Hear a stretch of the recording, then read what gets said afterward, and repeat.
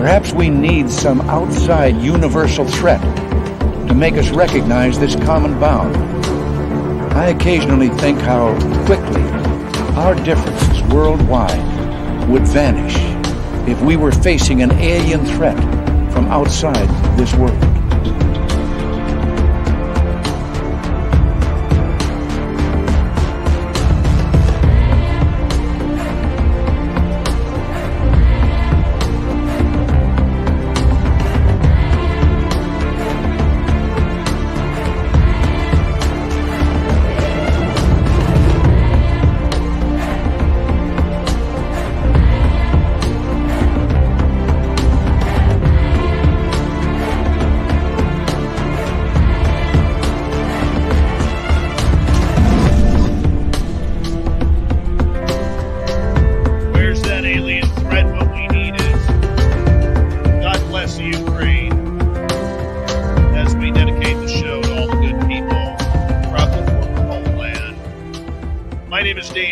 Thank you so much for taking the time to join us tonight. Really appreciate you all tuning us in. Varla Ventura is here for our cryptid world. And you know what? I'm going to be honest with you. Her teeth look fantastic tonight. Yes, they do. Her hair looks great. Her teeth look fantastic. We're in for a marvelous show with Varla, who, by the way, may be attending our Vegas event. Just maybe attending our Vegas event. All right, before we bring Varla on, let's say hello to everyone in the chat room. We got Race Fan in the gold medal position. Acreon taking home the silver tonight with Nicola bringing home the bronze medal, and it's always a good night for that trio. Let me just, I forgot to do something here. Hold on. We need to do that. We need to do this. And we need to do that. Close that off. And turn that to... Come on. There we go. To live. There we go. All right. Sorry about that. Hey, Luscious Jules, how are you? Mr. Eon is here, the man with the voice of the gods. He'll be signing autographs after the show. Line up to the left of the studio, if you don't mind. To the left of the studio. Jeffrey DeRuin, Grand Paul Holland, and B. Gorgeous Cosmic Floor, Kevin, Goober Bear, Wes H., Commonwealth Andrew, Jack Clark. What is happening, people? Our man, Bigfoot Michigan Rob, it's always a pleasure to have you here as we continue on with Roll Call. And who else do we have here? Let's see. We have Downshift, Stunning, Samantha Hazelwood Gray, and where else? Ghost 66. Boo. Ghost 66, by the way, will be signing autographs after the show as well. Line up to the right of the studio. Dirty Filth, Lovely LaDonna, what's happening? The Stunning Kathy Splash, what are you up to? Let's say hello to our good friend Bob Perkins. And she hasn't been here in a while, but man, is she gorgeous. Jessica Lee is here. There she is. Give us a little wave, Jessica. We always wave back. Mennonite Abe, how are you, my friend? Good to see you. Elizondo Stan, what's happening? How's your chin hair? Give us an update if you don't mind. All right, continuing with roll call here. Who else is joining us? Nikki, how are you, gorgeous? Vash the Impaler, Stunning, Steph Dickey. Nice to see you all. James Smith, Millennium, how are you? Sweet Donna C, nice to have you back. Digger Dog, always a pleasure. The gorgeous Amy Vegas O, who is sewing up a storm right now. Yes, she is. Noble Patrick, nice to see you. Hi, Sandra. Hi, Sandra. Hi, Sandra. Super Duke from World Bigfoot Radio. He'll be on later with the Cryptid Report. And who else do we have here? Davey, Richard Elmore, Jose. Nice to see you all. Thank you for joining us. And Simon Condon, good to see you. Philip Blair is here. The Philip Blair, people. All right, Mr. Man, Mr. Triple M, what's happening? And Doug Shelby is here, everyone. Holy cow. It's the Doug Shelby. Liliopatra, how are you? It's been a while since we had you here. Thank you for coming on in. And the gorgeous Thin Lizzie Borden, Grant Tavius, the stunning Candy Vegas Romero. She'll be at the Vegas party. Solaire, how are you? The gorgeous Jenny Whitebear, Eris Manna. Nice to have you all here. Oh, it's the beautiful Kathy Evans. She has returned. Roy the Boy, what's happening, man? D. Cohen, good to have you back. JG Hartwell, oh, it's always a pleasure to have you here. Media Fox, where you been? Stu Gerson, how you doing? Gorgeous. Pam McSee, boom to beautiful Bama, just boom. The gorgeous Science Melinda, returning after 3 weeks of vacation. There she is. All right, who else do we got here? Ozzy, oi to you, man. Major Lee, good to see you. And Penman, how are you, buddy? Terry Brown, good to see you. Big J, what's happening, man? Andy Jones, thanks for coming on in. We're going to run out of time. Conquer Aesthetics, how are you? Thanks for joining us. And let's see. Do we have time? We got like 10 seconds. Can we do it? Yes, we did. That is your roll call for tonight. Super Chat is open. If any of you want to help us on out and make this show look good, hi, gorgeous Pam McSee. Horns up.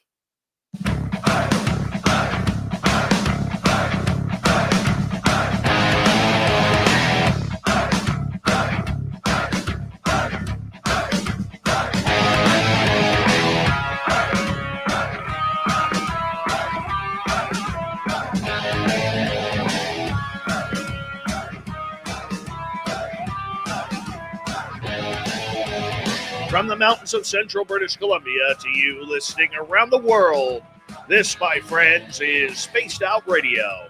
I am your host, Dave Scott, sitting in the captain's chair of SOR headquarters. We welcome you to tonight's show on our terrestrial affiliates around North America, digitally on TalkStream Live, Revolution Radio, and KPNL. All of our archives are free. Join us at youtube.com/Spaced Out Radio. Do old Davey the favor, hit that subscribe button. You can follow us on Twitter at Spaced Out Radio, Instagram at Spaced Out Radio Show, and now on TikTok at Spaced Out Radio. Our website is spacedoutradio.com. We have a plethora of features for you, including rocking out to Bumblefoot, reading Shirky Poo's Newswire, and checking out our swag as well. Tonight's show is brought to you by Chive Charities. Help make the world 10% happier by visiting Chive Charities today. You can find them on our website. Another power show for you tonight. Our Cryptid World as Varla Ventura returns, talking all sorts of creepiness and spookiness with you tonight. Then in hour number 3, we head off to the swamp for another great story from Swamp Dweller. Super Duke from World Bigfoot Radio joins us for the Cryptid Report, and Shirky Poo has the news. If many of you have not listened to this show recently, you wouldn't know who Varla Ventura is, but I can tell you the majority of us do, and we love her around here. Varla comes in once a month for Our Cryptid World, where we get into all sorts of weird and dark parts of the cryptid world. Yeah, it's not about Bigfoot. It's not about Dogman. It's about the weirder things, from mermaids to banshees to Pookas to what we're talking about tonight. Nightmares, boogeymen, things that go bump in the night. Are there really monsters behind the closet doors? And if you leave those closet doors open, will the monsters come out? Varla's website is varlaventura.net. You can find her at any major bookstore as well. Varla Ventura, it is always a pleasure to have you here on Spaced Out Radio, taking a quick sip of vino as we speak. Caught drinking. Here, how are you? I'm wonderful. I'm so happy to be back here. I missed you guys last month, and it always feels great to be here with you. Well, we're glad that you are here as well. And you know what? Big hockey game for you tonight. Woo! For your boy. Yeah. Your boy stood on his head tonight. Yes, he did, and I know what that means. Yes. That is good hockey terminology there. Yes, it was explained to me in the car on the way home. So I do know what that means. And he did. Several people told him he stood on his head. So, yeah. That means nothing could get by him. Yeah. Nothing got by him. They beat their rivals who were seeded far. They were the number 9 seed, for anyone who knows what that means. They were number 9 seed, and they were the underdogs, and they beat the number 1 seed team, who happened to be our arch rivals in the next town over. So, yeah, it was very exciting. He was scintillating. Dave would appreciate it. He was scintillating between the pipes. Yes, he was. He really Did truly you was. know? True story about the word scintillating. it was not officially a word until Danny Gallivan, hockey play-by-play announcer for Hockey Night in Canada back in the 50s and 60s, started creating words to describe hockey plays to make them more exciting. And scintillating was one of those words. Oh, I didn't know that. I do know who he is, and yeah. Hello out there, we're on the air. It's hockey night tonight. Oh, don't get me excited. Getting close to playoff time. I know. Getting close to playoff. Trade deadline coming up in the NHL very soon. It's like Christmas for Dave around here. Yeah. But nonetheless, we're going to talk some monsters tonight. Every time we have, there are new people tuning us in, wondering who's this Varla Ventura lady coming on in here talking monsters. You've been a published author for a number of years. This is your career. You are an incredible writer and an incredible talent. And the one thing I love about your style is you go into the darker and freakier side of things rather than doing what everyone else is doing. And I think that's very unique. Thank you. Yes, well, that's what I definitely gravitate toward and always kind of have gravitated toward. I was one of the kids that always rooted for the villain in the, the Disney film. I was always, pro witch rather than princess. So yes, I definitely like to explore kind of the more lascivious side of things, whether that's, the natural plant kingdom or the fairy kingdom. Mermaids are one of those things that people kind of tend to think that they're very pleasant. Fairies, they think, oh, fairies are so pleasant.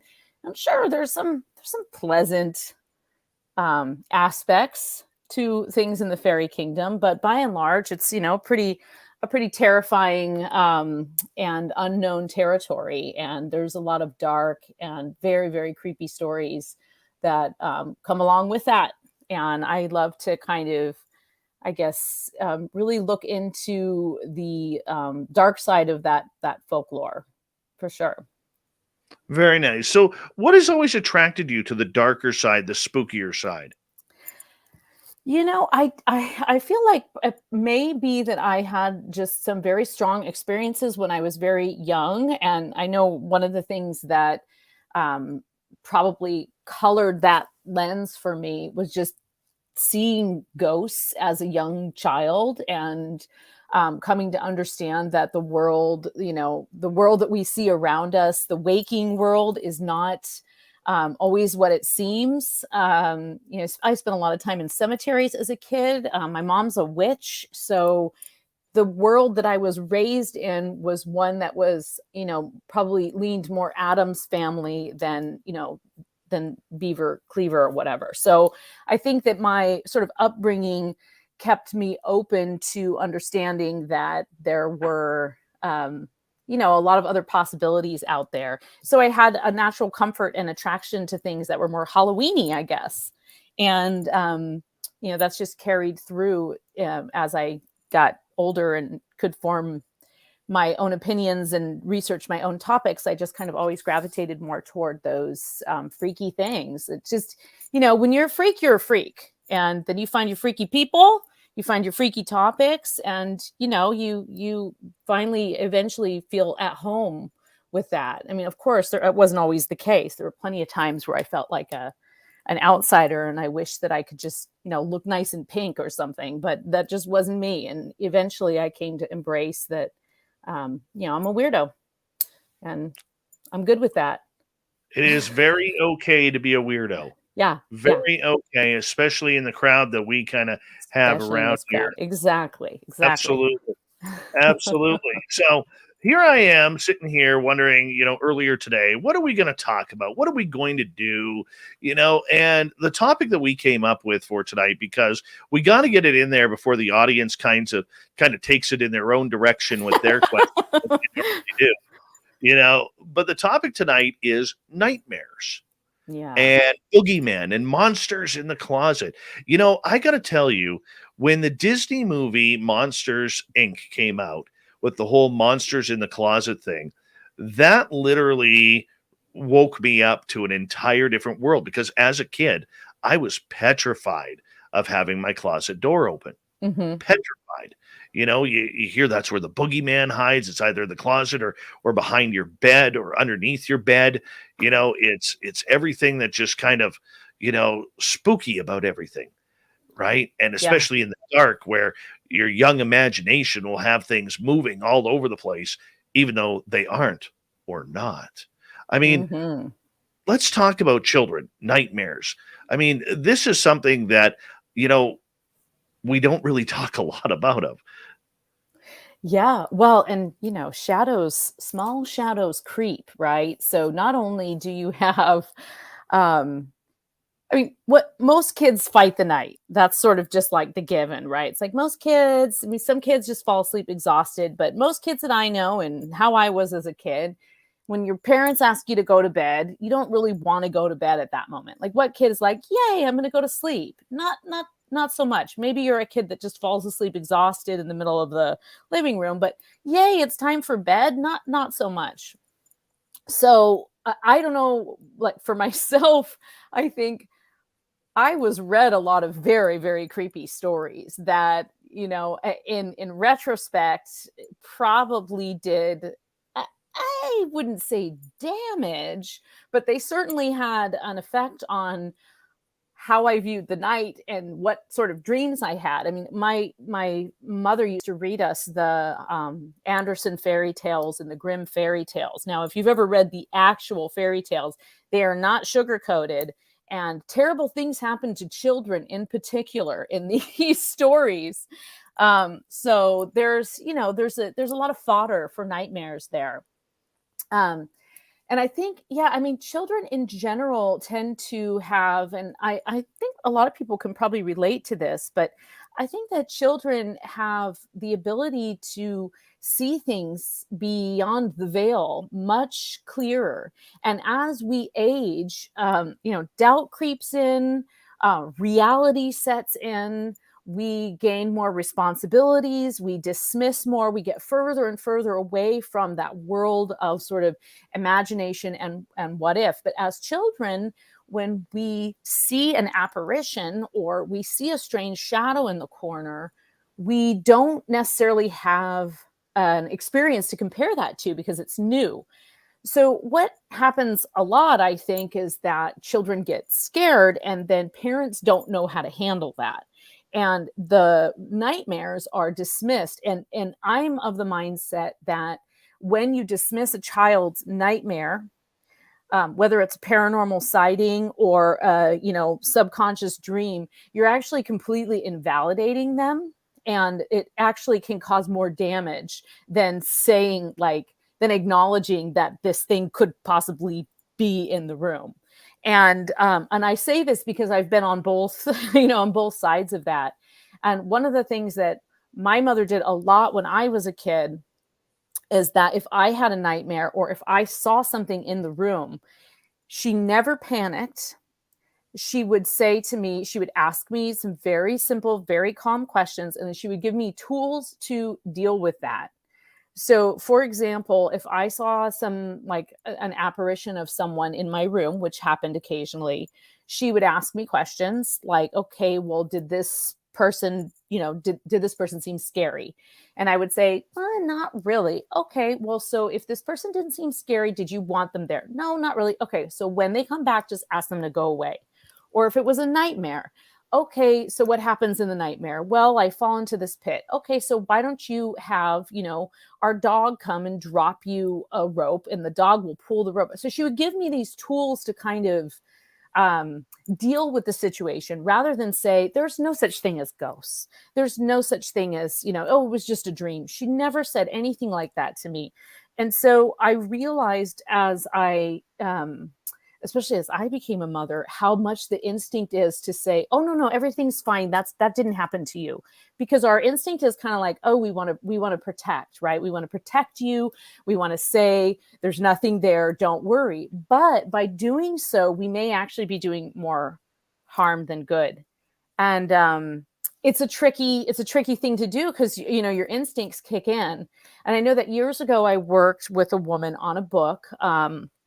I worked as her editor, and she wrote a book called, God, no, I think it was called, Children Who See Ghosts, or something very straightforward like that.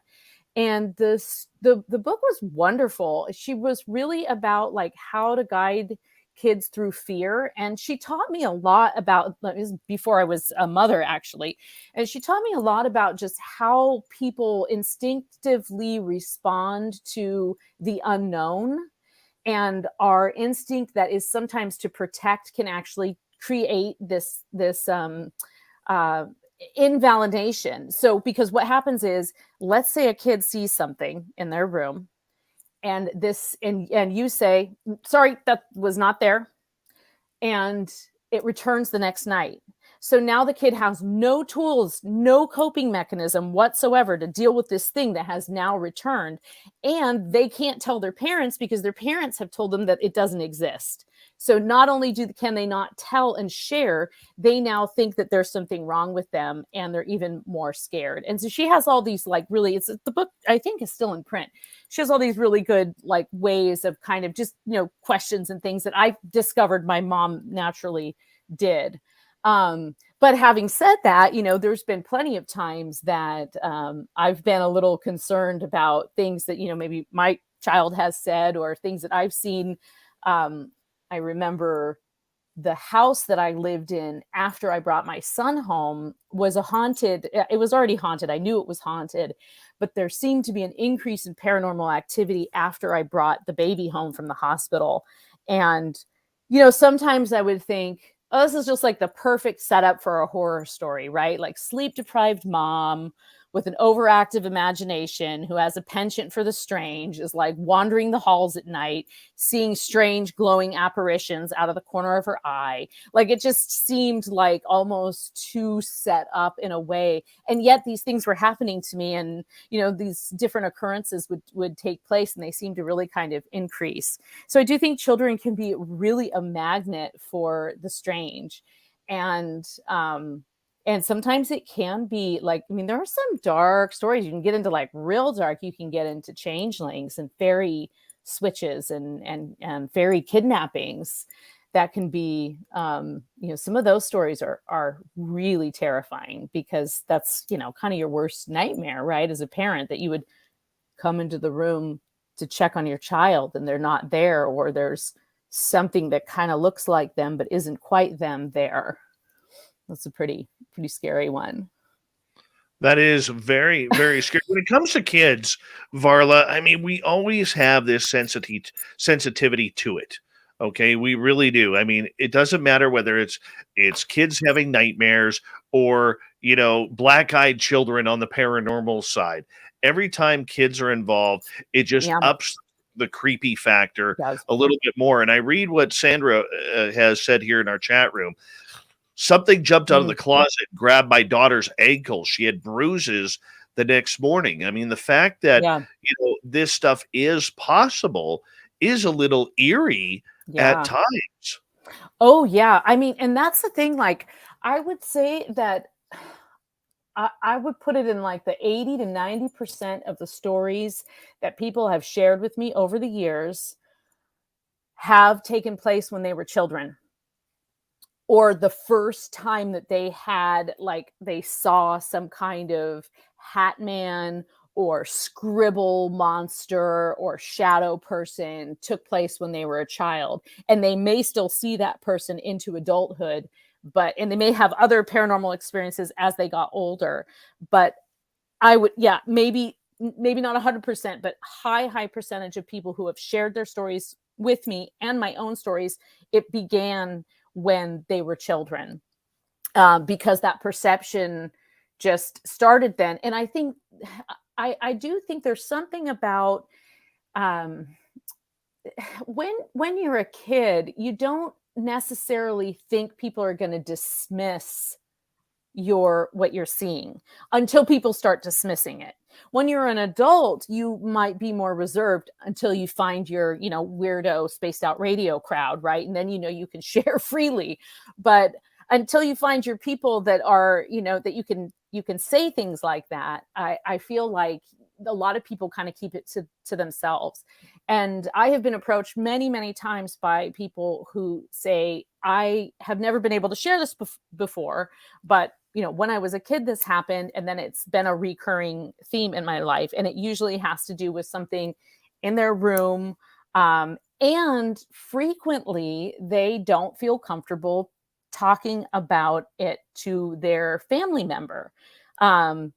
Or their sibling had a similar experience in the house, but they don't find out until they're older, and they kind of have shared these experiences later in life. And it can be all manner of things, but I mean, things grabbing you from under the bed. Now, I will say they're not always. Now, for myself, most of my, call me lucky, most of my paranormal experiences, if not all of them, have actually been quite positive.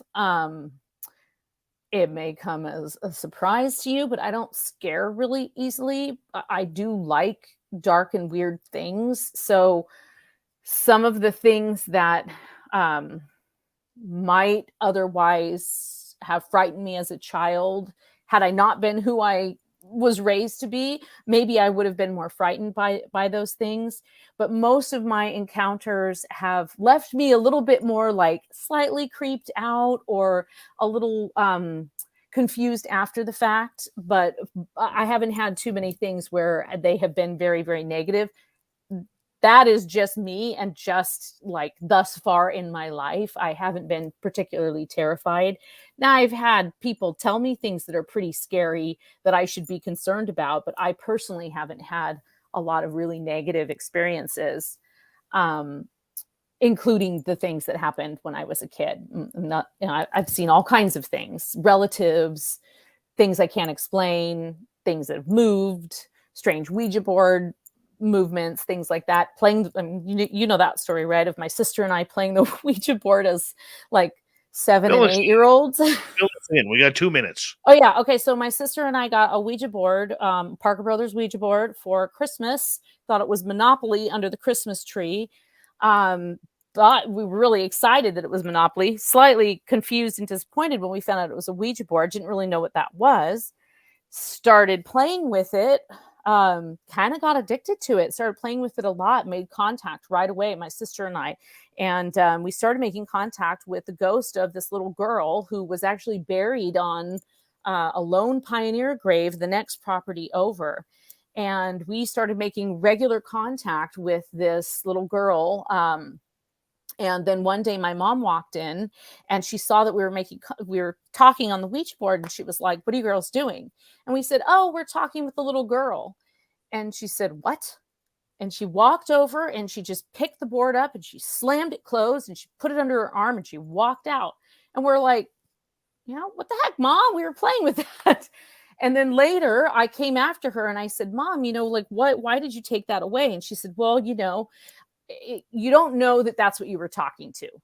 And I didn't realize that you girls could make contact that quickly. So I think she didn't think we were actually going to be able to make contact. And she realized that she hadn't protected us properly. And then the funny thing is that when my sister and I were doing it, my sister's older than me, so we're making eye contact, and I knew that my sister wasn't moving it because she was scared. And my sister knew that I wasn't moving it because like I wasn't moving it. And I said, "I'm not moving this." And then when my mom took it away, my sister was like, "I never want to do that thing again." And all I wanted to do was find that Ouija board and do it again. Like, that's all I wanted. I wanted to make contact just one more time. So, so that, I mean, we were really young when that happened. And so my mom's, it was kind of like that happens. And I tell it to my son all the time on the internet, right? It's like, you don't know that that's another 10-year-old online with you, right? Could be like some 62-year-old playing a game pretending that they're 10. So it's same thing with the Ouija board. It could be some crazy old entity pretending they're 7 years old. So anyway, Varla we did a lot of Ventura fun. is here tonight on Spaced Out Radio. We love her around here. We're going to continue with Boogeyman, Nightmares, why we should pay attention when our kids get scared in the middle of the night. Maybe something's nipping at their toes when their feet are out of the blanket. Spaced Out Radio continues after this.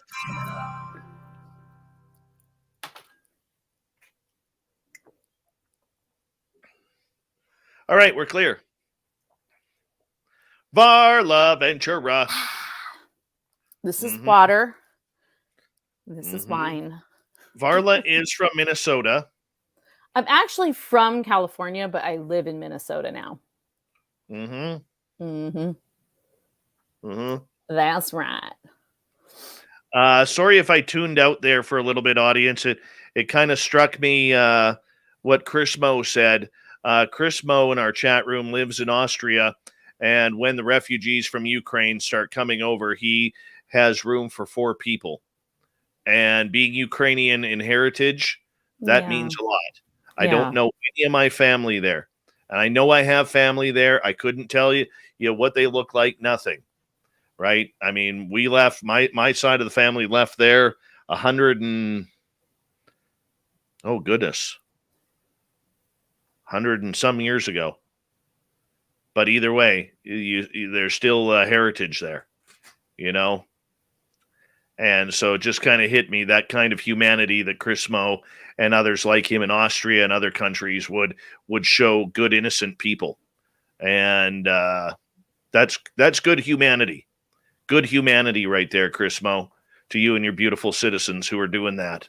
Beautiful. Agreed. Agreed. We need more of that. This whole thing with what was happening in Canada, and then now this. Oh, my anxiety is going through the fucking roof right now. That's okay. I was watching a video today of an 80-year-old grandfather. He brought some sandwiches, 2 shirts, a pair of underwear, and a drinking cup to sign up for the army Aw. because he owed it to his grandchildren. 80 years old. It's amazing. Mm.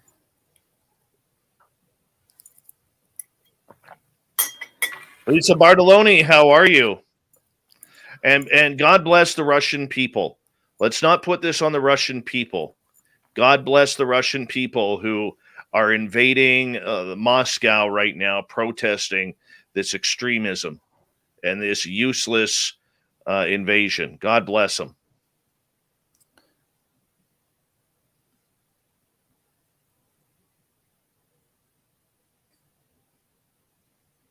Mm-hmm. Sweet Donnie D, how are you, man? Nice to see you. Not trying to bring the mood down, people, but I noticed in the chat room a couple of people are saying, what's on Dave's mind, sort of thing. It's heavy shit right now. Yeah, Heavy, it is. heavy It shit is. right now. That's right, Arismana. Send the truckers to the Ukraine. We'll get this done. We'll get this done.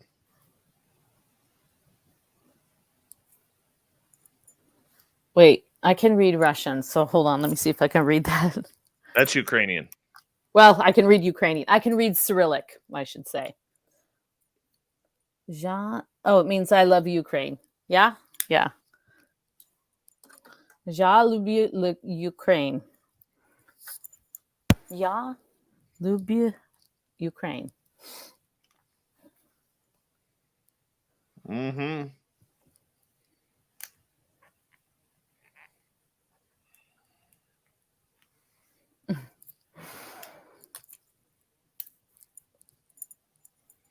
It's funny. I've always wondered,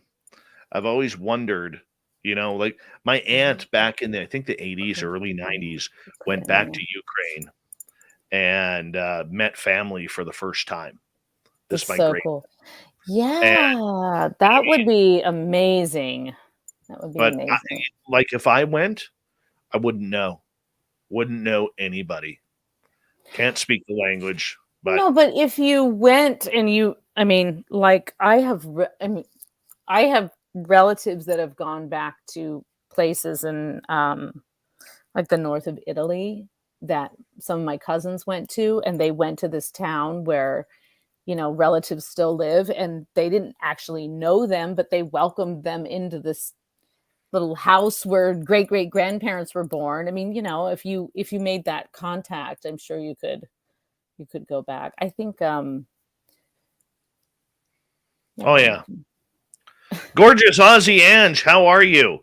She's saying hello to Varla and the rest of the SOR family. Big thank you to Cat Chaser for kicking off the super chat tonight.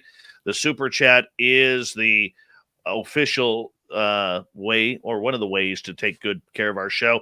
And we have new swag up on our website, spacedoutradio.com. Here we go with the second half hour.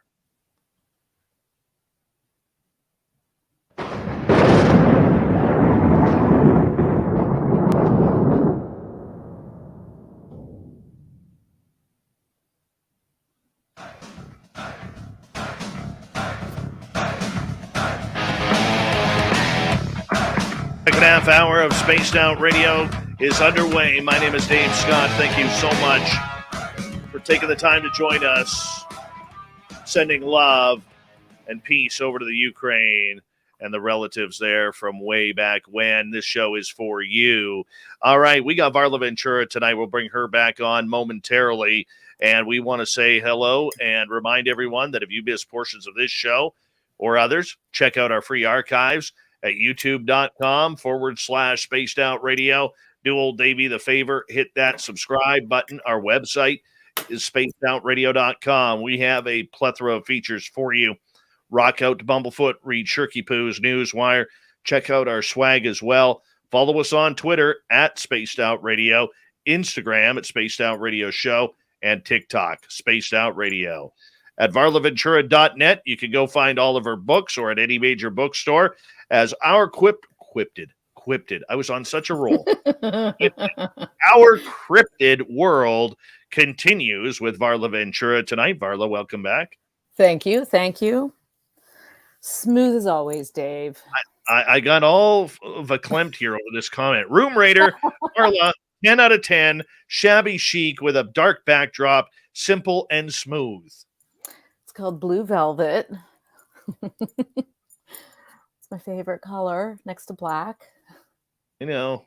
I just like all the gold picture frames that you got around. Accents. Some of them not even have pictures in them. I know you always comment on that. People think that's funny, but I've always done that. I've always hung empty frames.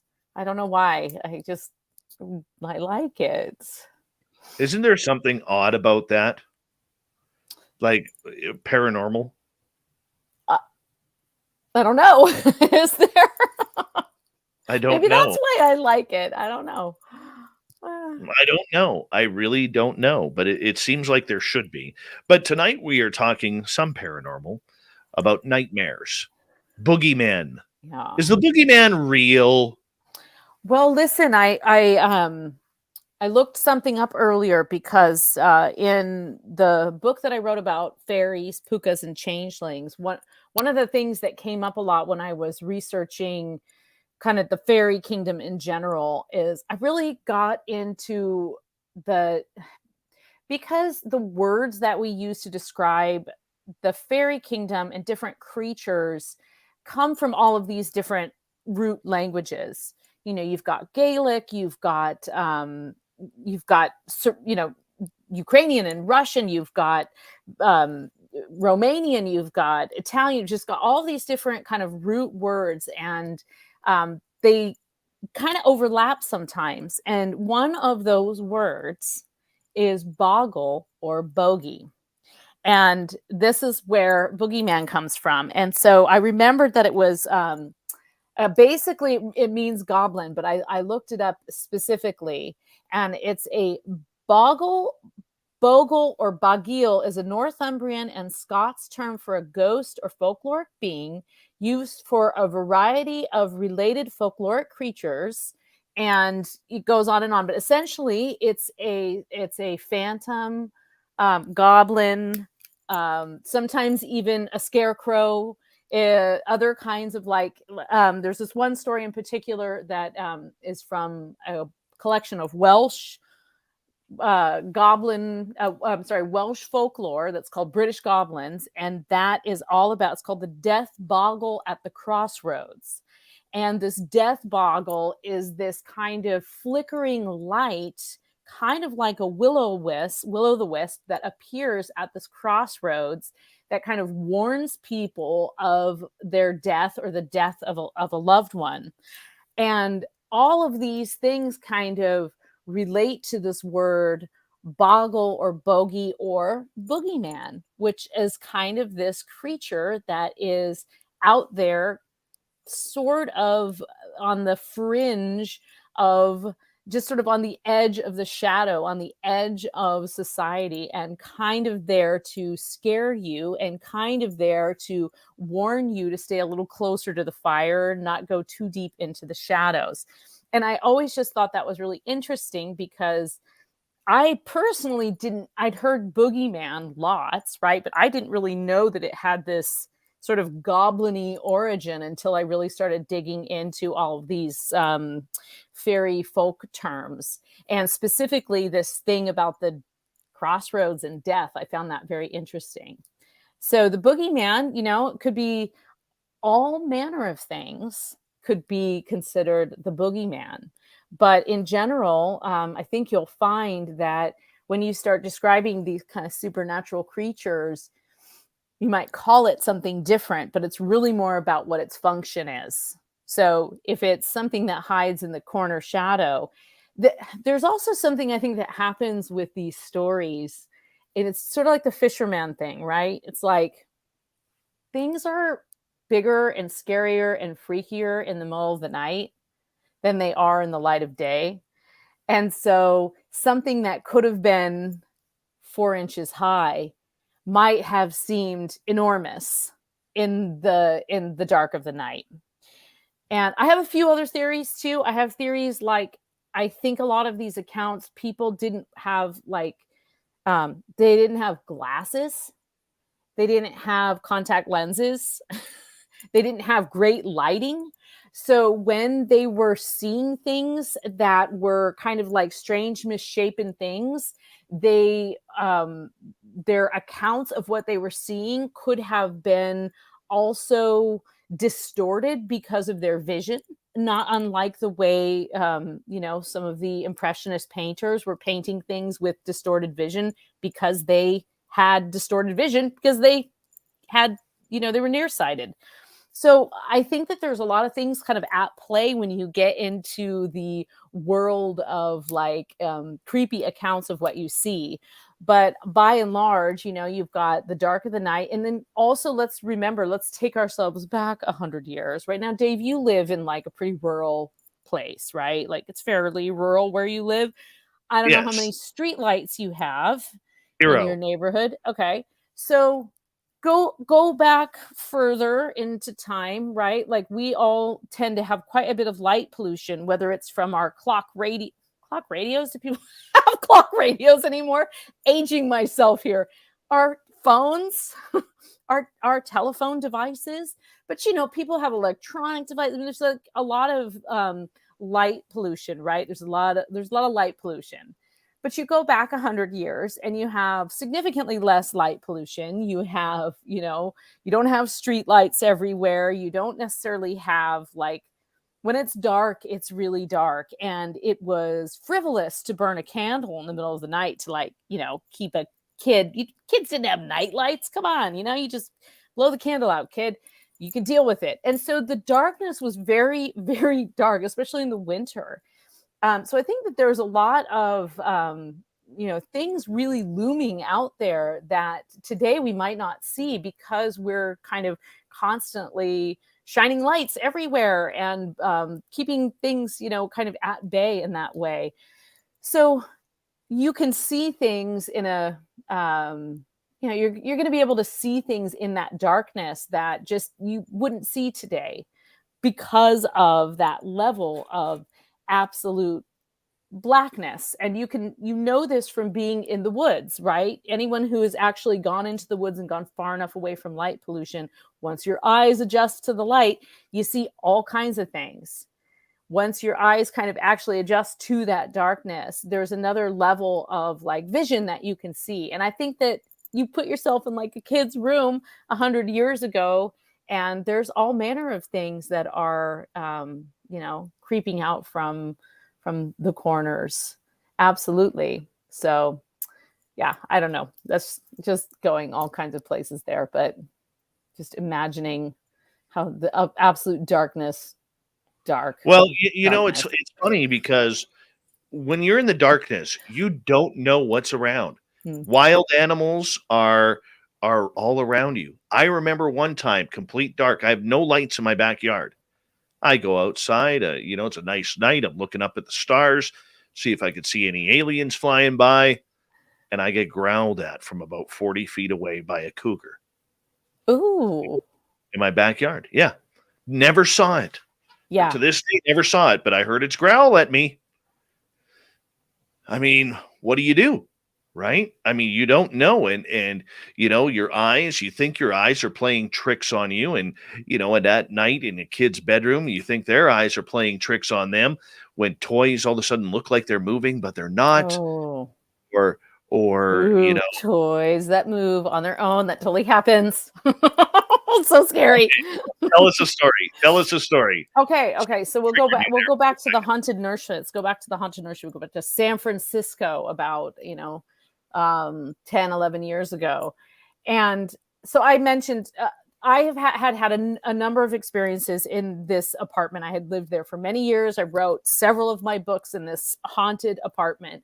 It was the attic apartment in a Victorian in San Francisco. And constantly things were happening. I mean, things were like, flitting down the hall, and I would wake up at night with something kind of sitting on the bed. And one time I felt like a cat pounced on the bed, and at the time I didn't have a cat. So just all different kinds of things had happened over the years. And then when I had my son, I remember one time waking up, and again, yeah, I'll give you that I was extremely sleep deprived during this time. But I remember one time I actually saw something sort of shimmering over his crib, which was very, very strange. But I didn't feel frightened by it. I just kind of was like, and then what was really creepy about it is there was like this shimmering over his crib, and then he giggled. And then I was like, okay, I'm getting up. I don't care. I'm getting up. I'm just going to go grab him. Like, no, I don't care what that is. So anyway, one of the many among the many things that happened in that apartment, so it was an old rickety Victorian, and so sometimes things would rattle, the windows would rattle, whatever. And so one time there was kids toys that like sing and talk and things like that. So there was like a little, I don't know, it was like a little ball or something, and it would spin around and it would say like the alphabet or something. And so it spun around, it said the alphabet, and it would like jingle. And so we were all the way down it was like one of those apartments that just had like a really, really long, narrow hallway. I don't, if anyone's ever lived in like a old Victorian, especially on the West Coast, but in San Francisco in particular, there's these long Victorians, and there'll be like a couple bedrooms and then like a split bathroom. It's just kind of like the style. And so the living room's on one end and the bedroom's on the other end. And so we were down in the bedroom, and I heard this like jingle, and I thought, oh, okay, something rattled and went by. And then I heard it again, and it sounded like something had thrown this ball across the room. And so I thought, oh, okay, well, what's going to happen is I'm going to walk down there, and the ball's just going to have fallen because I just like put it somewhere, and it was rickety and something drove by. And so when I went down there, I went by and got down to the room, and the ball was exactly where I had left it. It hadn't moved, and it hadn't been thrown anywhere, and yet it had made this noise. And so I just, walked back to the other end, was just like, oh, it must have just went off, whatever, batteries are going low. And then as soon as I turned around, I was knocking things over here. As soon as I turned around and got halfway down the hall, it did it again. And then I was like, okay, we're going to go for a walk. Let's just go for a walk. So I just grabbed the baby, and we just went for a little walk outside, and came back when I was feeling a little less vulnerable to the strange sounds. But that kind of stuff happened all the time. I'd hear things that sounded like things were just getting thrown across the room, toys in particular. And then I'd go expecting them to be scattered all over the floor, and they were just exactly in place. So, fun times. But I never felt scared. It felt very playful. It felt very like a child spirit was playing with things. That's actually what I always thought. I lived in a haunted house with my ex-wife, and we had a little girl. Okay, can I just say that is the greatest opening to a book right there. Like, I lived in a haunted house with my ex-wife. You should start a book and start it like that. Yeah, if I had time to write, you know that. Yeah, You know that. I But do. honestly, we had a little girl in our house, and before bed every night with our daughter, we would say, "Okay, it's cleanup time." So we would go clean up the bedrooms, and you wake them up the next morning, and my daughter was like 3 years old, and there would be toys and clothes all over the floor. Hmm. And I'd be like, "Honey, what did you do? Did you get up early and start playing toys?" "No, Daddy. No." She always denied it, right? Mm. And it wasn't until, oh geez, we were only there a couple of years. It wasn't until one night the kid was at Grandma and Grandpa's. We're downstairs on our couch watching a movie, and we closed the kids' room door so the cats and the dog didn't get in there. And we hear my daughter's squeaky door open, the pitter patter of little feet running down the hall, and then my ex-wife and I at that point, we couldn't afford a nice bed. So our bed was like really squeaky. And like the minute you lay down on it, like half the springs would be going on it, right? And we would hear, after the pitter patter running down the hallway into our master bedroom, we would hear our bed going, Oh God. like how a child uses a bed like a trampoline. Yeah. Right? And we just kind of looked at each other, and from then on, believed a kid, man. Yeah. Oh Believed my the kid. God. Oh, that's scary. Yeah. Yeah, that was an odd one. Yeah. That was an odd one. Didn't like that. I saw her Oh, you one day, did? and my ex-wife saw her, yeah. What did she Yeah. look like? It was a little girl? It was a little girl. I saw her. The coincidence with her was I had seen her. My daughter was a sleepwalker, and I was laying down on the couch. I got home Oh. from late, and my daughter came down the stairs, and I laid her down on my chest, and I had a blanket over me because sometimes I would fall asleep on the couch. And I woke up to my neighbor's dog barking, and this dog at 4:00 in the morning, every morning, bark, bark, bark, bark, bark. Like a crosswind was like 30 minutes of barking. One of those types of dogs. And long story short, I was just in that dozing sleep, and I was so tired, and I was going to get up and go and tell the dog to shut up. Going to go put my head out the window and tell the dog to shut up.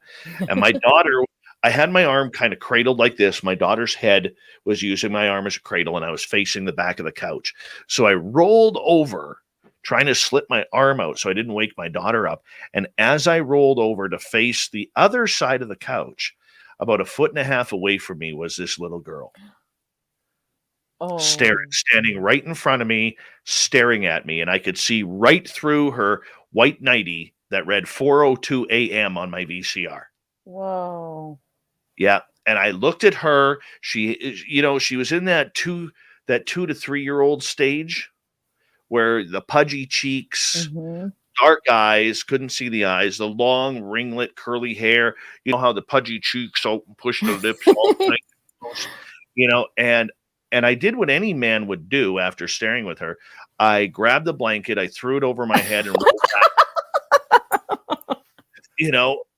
And long story short, I then pinched myself to see if I was actually awake.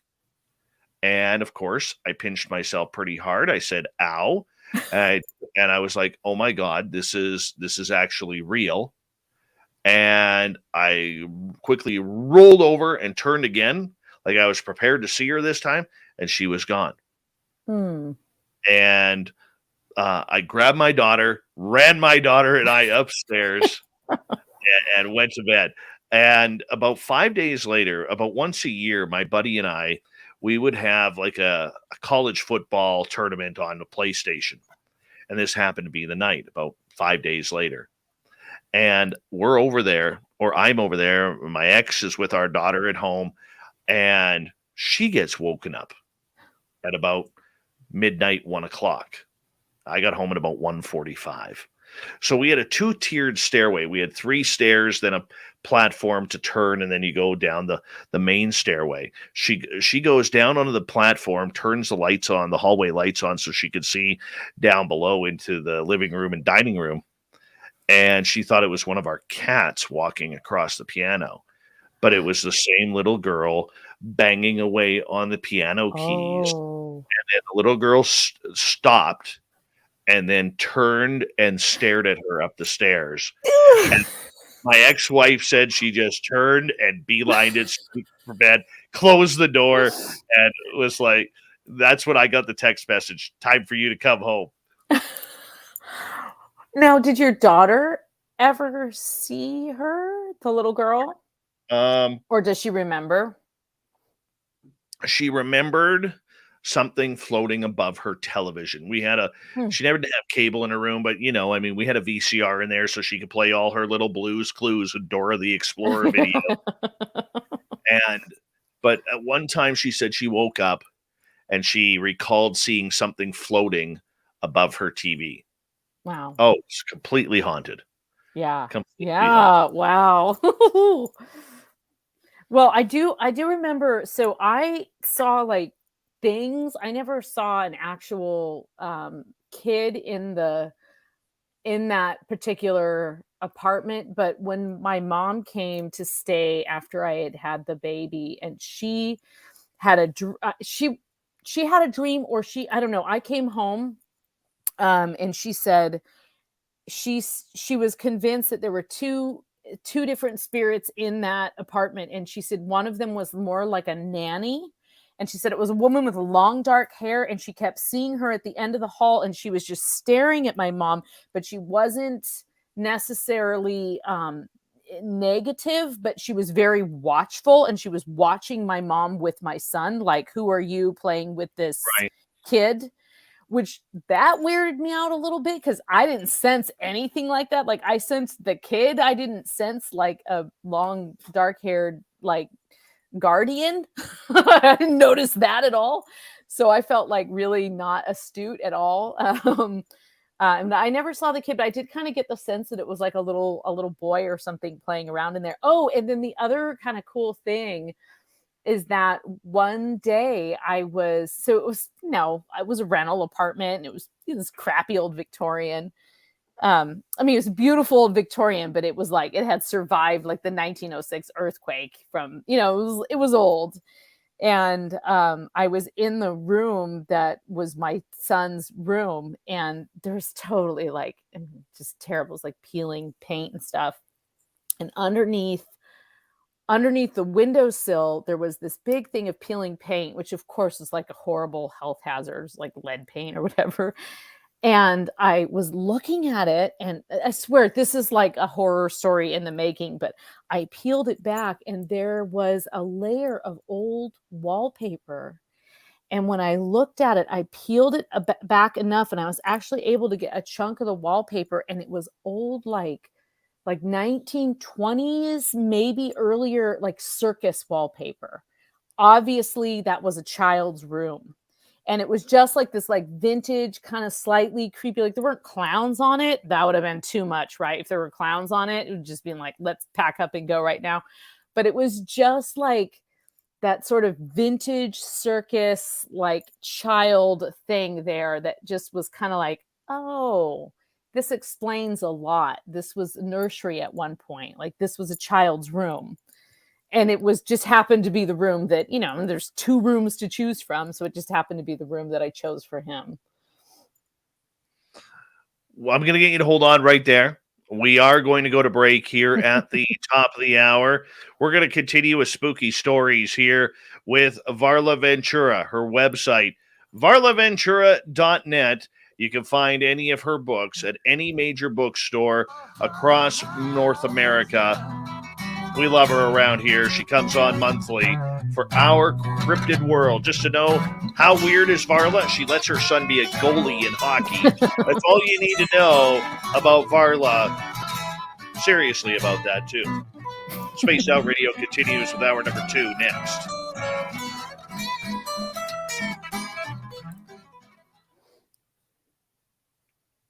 It's a good way to tell you're weird. Yeah, I mean, ignorance is bliss. Really. I had no idea. Honestly. I had no idea. You know, everything I know about hockey, I've learned in like the last 5 years. And you've done a great job. Yeah, look at me. Now I know what standing on your head or whatever it means. I actually just learned that tonight. So it's hilarious that you threw that comment in because I knew it. Sonia says, I bought one of Varla's books. It was very good. Oh, thank you. Thank you very much. That's nice. I love when people... Sonia, if you come to the Vegas party, Varla will probably... I'm going to bring books. Yes. Varla I plan to bring autograph. books. Yes, I will. Absolutely. And hats. I might bring hats, too. That is awesome. You totally should. Excuse me. Actually, I should try your hat on again because I got a haircut. So it should actually fit. Oh, yeah. Try it on.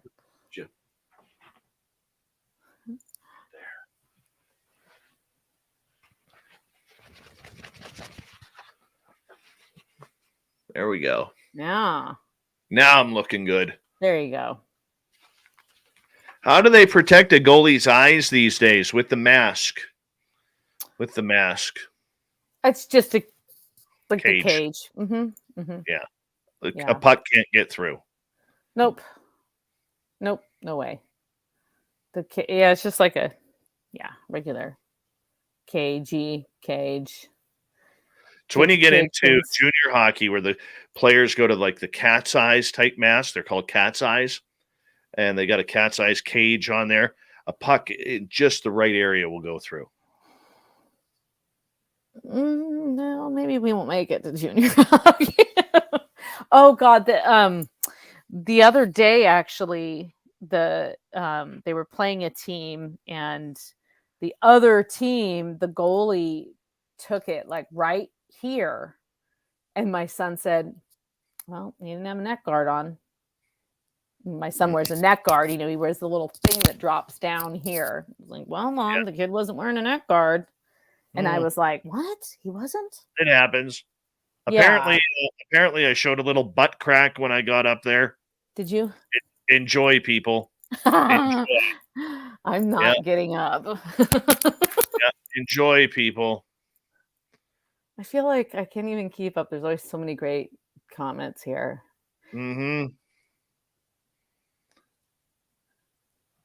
Hey, Clam, how are you?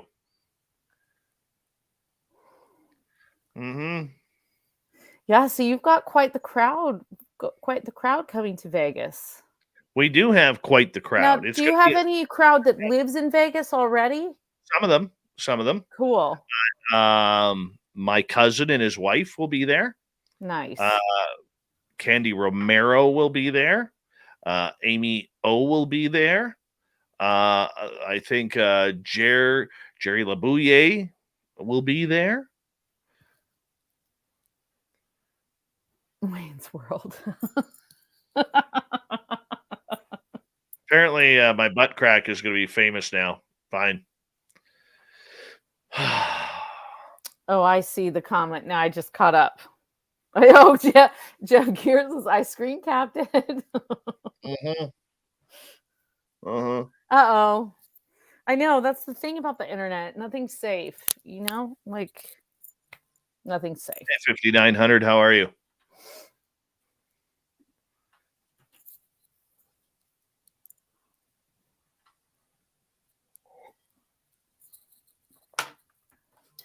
This is great. So if Vegas works, are you thinking like every year Vegas, every year a different location? I don't know yet. I don't know. The main reason, there's a couple reasons why there's a couple reasons why. Number one, Vegas is awesome. a cheap it's a good city. I love Vegas, number one, but it's almost like a centralized meeting place. Like if I do something on the East Coast, I'm not going to get a lot of West Coast or mountain It's type cheap. people. It's cheap to get to from, I mean, because like even from Minneapolis, I honestly like the flights are pretty cheap. Yep. I mean, Yep. and there's like tons of nonstop flights. Tons. Mhm. And that's where it's really at, like nonstop. Nobody wants to do a layover. Mhm. It's just not worth it. Yeah. And that's whatever. I'm like central. If you're in California, if you're in the West Coast, the East Coast, it's definitely like central. And then there's like a ton of options. You know what I was actually looking at is there's just I feel like everybody thinks casinos for good reason, right? The strip, like good reason. But there's actually like a ton of really cool museums in Vegas, like a ton of really interesting museums, including the Zach Baggins Haunted Yeah. Object Museum, which I totally want to go to. I have not been there because it's the last time I was in Vegas that didn't exist. There's also like a really renowned art museum there. Yeah. There's a lot of good art. There's a lot of good art museums there. There's just several, like there's a lot of cultural museums and exhibits there that it just doesn't really get advertised so much because people go for the. I'm gonna let you hold on there. Here we go. You're listening to Spaced Out Radio with Dave Scott. Follow Dave on Twitter at Spaced Out Radio and on Facebook, Spaced Out Radio Show. Here we go with hour number 2 of Spaced Out Radio tonight. My name is Dave Scott. Thank you so much for taking the time to join us. We really do appreciate earning your listening ears wherever you are on this beautiful planet we call Earth. Hi to everyone listening in on our terrestrial affiliates around North America and digitally on TalkStream Live, Revolution Radio, and KPNL. All of our archives are free. Join us at youtube.com/Spaced Out Radio. Do old Davey the favor, hit that subscribe button. The Desert Clam has set the password for tonight in the SOR Space Travelers Club. What do you got for us tonight, Clam? Let's see here. Abajur. Abajur is your password.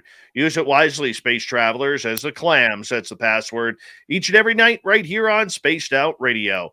Our website is spacedoutradio.com. We have a plethora of features for you. Rock out to Bumblefoot, read Shirky Poo's Newswire. Check out our swag as well.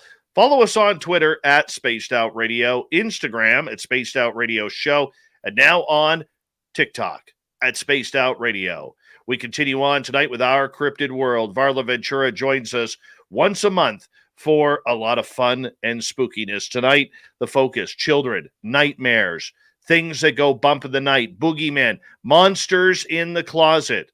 That's the way we're doing it tonight. VarlaVentura.net is her website. Varla, welcome back. Well, thank you. Okay, so what are you doing on the TikTok? We're doing videos. And apparently, during the break, I went for our radio audience. During the break, because we broadcast live on YouTube, I got up to put my Varla Ventura hat on, and apparently my butt crack came out. So now this will probably be put on one of our TikTok videos for my butt crack coming out. But that's the way. It happens. It happens. Hey, sometimes you got to show the goods. You know what I'm saying? You got to show the goods sometimes. Yeah, I mean, that's how you get your followers. That's it. That should be worth at least. Boom. Yep, that should be worth at least 3,000 bot followers right there. Bought and paid for. Yep, bought and paid for on the TikTok. That's what we're going with. Tomorrow we're going to wake up and our YouTube channel is going to be up like 3,000 subscribers. Just the way it goes.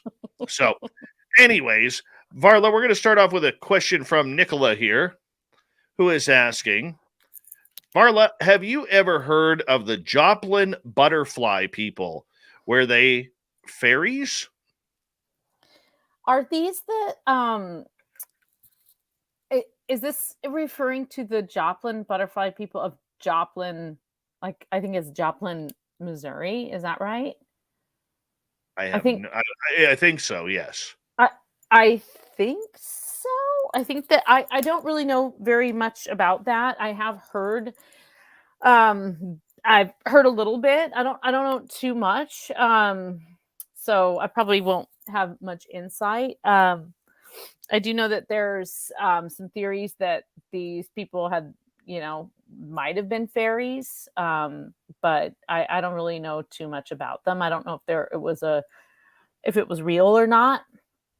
And I haven't really researched it, so I don't want to make something up on the fly and pretend like I know, because I don't. Sorry. But now I will look into it, and then I will return and be more informed next time. You do like the weirdo ones. You really do. I do. And I do. And you know what? Missouri has a lot of, and I say this in a positive way, Missouri has a lot of weird stuff. Like, there's a lot of weird stuff. I've actually been thinking about planning a road trip because, I lived most of my life on the West Coast, and now I live a little more in the Midwest. And there's a lot of weird stuff in Missouri. And there's a few different things. Like, this is completely off topic. It has nothing to do with the butterfly people. But I know I've talked before about this woman that was like a channeler of the Ouija. She like channeled this whole novel via the Ouija board, and it was supposed to be like this lost novel written by Mark Twain after he died. And she like got together with this medium, and they kind of like formed this Ouija board and turned it into like a psychic typewriter, and totally like channeled this whole novel. And I found out recently, the reason I'm even bringing this up, it has to do with Missouri. I found out recently that her remains, this woman's remains, were never claimed. And basically her like ashes are just like in this repository in Missouri, because her next of kin like never, I don't know if it was because she was sort of like looked on as like this kind of crazy person or what, but they're just like sitting in this place in Missouri. And so I was thinking like, well, I wonder if they would give them to me. Like, could I make a case for like getting this, this woman's remains? So I thought, well, wouldn't that be like an epic road trip? I don't know. Just sorry, that has nothing to do with the butterfly people. No. Hey, road trips are road trips.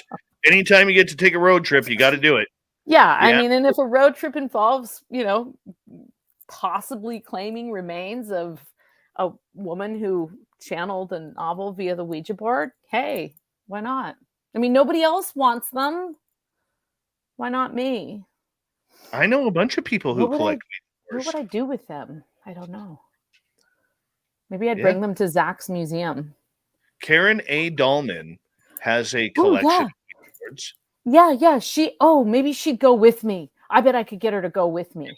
And so does Robert Murch. I think Robert Murch has something like 300 Ouija boards. This isn't Ouija boards. This is the remains of a woman. I thought you said Ouija boards for some reason. I had Ouija boards in my head. No, this is the remains of a woman who channeled a novel via the Ouija board. No, but I swear I heard you say Ouija. Ouija. Bad for her. No, she channeled a novel via the Ouija board. I did say Ouija board. I said it a couple times. But it's not a Ouija board. It's her remains. I know. See, people, I know. I'm probably a little weirder than I need to be. Yeah, a little bit. Let's move on to portals. Yeah. Varla, what do you know about portals? Into them. Would love to go through them. You'll Can't never always come back. find them. Do you think? I'm trying to run a constructive show here. No, seriously. I totally believe in portals. I think that portals happen where ley lines cross. And I think that a lot of times, okay, I'm not the only one with this theory, and I'm sure people have heard this theory before from many people. Ley lines, right, are like tend to be places where ley lines cross. Those are places where frequently, there might be high energy spots. So there could be temples there. A lot of people think Stonehenge and places like that, or where ley lines cross. Churches have frequently been built on top of these sacred places. So, even places like Machu Picchu, people believe that there are energy grids in the earth and that these are ley lines. And portals in particular are often believed to be where ley lines cross. And portals into the fairy realm are also thought to be these kind of places where you can kind of cross over. A lot of times they're caves. Sometimes they're underwater. So like in folklore in particular, anytime you go through some kind of transition, so that can be darkness, so that's going in through a cave. It can be metaphorical transition. It can be going through a dark wood. That can be a portal. It can be going underwater and being oxygen deprived for a while and then coming up and going, kind of through a passageway. Those things are all kind of part of a transition, and that's a portal. Now, whether that's an actual like portal into another dimension, or if it's just a way to kind of put yourself into a mindset that allows you to see things into another dimension, that's, I don't know, 6 of one, half a dozen of another. It's a kind of all the same, in my opinion. It's the same thing. That's what I know about portals. I think they exist, but I think that how you access them kind of depends on your ability to see them and your perception on how you can actually go into another realm. Like, for example, I think we try and think very literally, like, okay, we're going to like open this door and we're just going to like go into this other passageway. But anyone who's worked with magic, shamanism, any kind of trance work understands that it's not necessarily a physical, I'm opening a door and going through. It's almost more of a metaphorical, I'm opening a door and going through. So things like fire and smoke and all of these things kind of swirl together to make this kind of portal open. And I don't know, Dave, like you've even talked about kind of like a sensory deprivation kind of portal that you can go through, when you really sort of strip the world of all of the distractions, that can become a way to kind of like access another dimension in a way. So I don't know, I think there's a lot of ways to access another part of our mind in another dimension that aren't necessarily like, I mean, hey, we're on the woo train, right? But they aren't necessarily like, hey, I've got a little golden key and I'm going to kind of go through this tiny door and I'm going to drink this little thing and be small and go into the garden. It's not necessarily like that. Now, there's drugs that make that happen, right? But if you're talking about actually just like a portal into another world, there are a lot of ways to access that dimension that are very healthy and very real. And you can look across the folkloric record and you can look at stories from indigenous people around the world if you want to figure out how to access those portals. You know what? It's one of those things where I don't know if they are everywhere and pop up everywhere or certain areas have them. I really don't know. But I do think that there are portals right now on the planet that take you into that different dimension. And, one of the examples I love to give with this is, and you seem to hear it every year. It doesn't matter whether it's Vancouver, whether it's Boston, New York, Los Angeles, Toronto, Montreal. It really doesn't matter. Where, you always hear these stories every year of people who go missing. They're out with their friends at a nightclub or at a bar, and they walk outside for a cigarette, or maybe they're walking with their buddies to either go home or to the next club, and the one guy says, hey, I'm just gonna duck into the alley here and go take a pee or something like that. Is gross, but people do it. All right. And the buddies are like 20 feet, 30 feet away, and this person disappears, just vanishes, gone for good. And it is the weirdest thing. It is the weirdest thing when people just vanish, and it's not always kidnappers. I mean, that's the easiest thing to do or say, right? But I mean, how many times I was listening to a story yesterday that a friend was telling me where, the husband went out to get the mail from the mailbox. The wife was coming out following him a minute later because they were going to go shopping or something like that.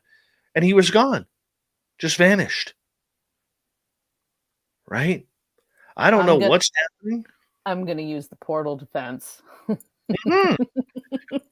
But the thing is, when these people potentially go through these portals, and that's what I think is happening in a lot of these cases of missing people, I don't even think that they even know that they've walked into one. Well, what I find interesting are the people that come back, the like missing time element, because that to me, that is there are so many parallels between the kind of like missing time, alien abduction, and the like fairy abduction stories. Like there's so many similarities, and it brings up in my mind again and again, are we using different words for the same thing? Could be. Not that I'm not saying aliens aren't real or fairies aren't real, but are we just describing the same? We're just using different words. It's the same thing that's been happening for hundreds of years, and we just have a different term for it now. We're calling it something different. You could be very right on that, but I think this is a subject that we need to look more into. And I was listening to Luis Elizondo talk about this on UFO Garage with Ben and Joe just a couple of nights ago, and they were talking about missing people. Question from the audience, which was one of our listeners, John Music, who asked it. And Elizondo stated a story of a friend of his in Europe that just vanished. Right? And that there are these cases. The government is aware of these cases, except for some reason, the government is not putting the FBI or the CIA or NSA or whoever else onto these cases where people just vanish into thin air. Right? And who knows what the outcome is? We really don't know what the outcome is. Are they dead? Are they gone for good? Is it better over there? It could be better. It could be like really way better, but not necessarily something that we can access at will. Doesn't seem to be something we can access at will. I don't know. I would love to see more study on these. I know. I feel like there's a lot of speculation about it, but not as much actual Dave, let's write a book about it. It needs to be talked about. Yeah. Now I know David Politis is doing his best because it does fall into the category of the missing 411. But I mean, I don't know. I mean, this is where I get confused. Okay, in David Politis's missing 411, the one story that sticks with me in that entire book is there's these three girls in Ontario. They're horseback riding, and two are sisters. One is a friend. That one of the sisters and a friend decide to go the way they came. The other sister wants to take her horse into a different area or take a shortcut. And they decide to have a race. Well, the two girls on the horses, they get there first, and they wait and wait and wait. The sister never shows up. And to this day, the sister and the horse have never been seen again. And now I've given this example on this show a number of times because to me, it's so powerful. It's one thing that you could, if it was a kidnapper or somebody like that, all right, they're not going to take the horse. The horse would have eventually been found. Yeah. But the horse has never been found. And a 1,200-pound animal just doesn't vanish. Was it aliens?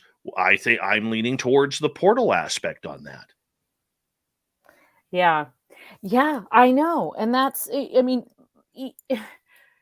it's confusing too, because I think that the tricky thing is you certainly don't want to be dismissive of like actual missing persons and actual crimes that are against people, right? In particular, like women or indigenous women, which that's just a huge epidemic. So you don't want to go around saying like, oh, well, they're just gone through portals, right? Because that's completely like ridiculous to say something like that and just dismiss actual crime that is taking place and has already been grossly ignored. So you've got that on the one end, and on the other end, you've got like completely unexplained phenomenon that is being dismissed because people don't want to address that aspect of it. And it's definitely underrepresented even in the world of the paranormal and the the woo. It's grossly neglected in many ways, for sure. Yeah, it's very interesting. Yeah, it doesn't make sense to me. It really doesn't make sense to me. Let's go to another question here. And this one comes from Thin Lizzy. Varla, have Oh, you ever been yes. to the Congdon Mansion in Duluth? Yes, I have actually. And here's the funny thing. I went there not long after I moved to this area, and I saw Thin Lizzy. I saw that you said you used to live here, and actually we follow each other now on Instagram. Um, I went there, and I actually went there because it was a cool old mansion, and I got a tour.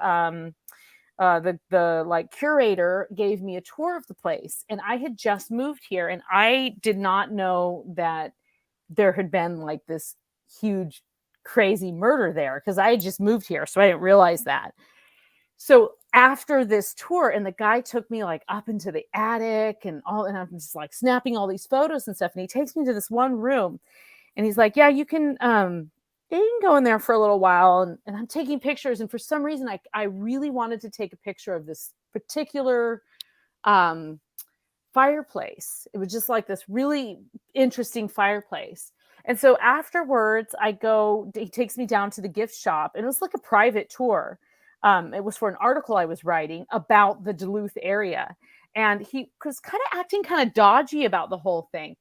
Well, I had no idea that in this mansion, there had been this horrific murder in the 1970s, I think, like this horrific, bloody murder. And the room that I was in, like taking all of these pictures, that's where the woman had been murdered. And I didn't know that.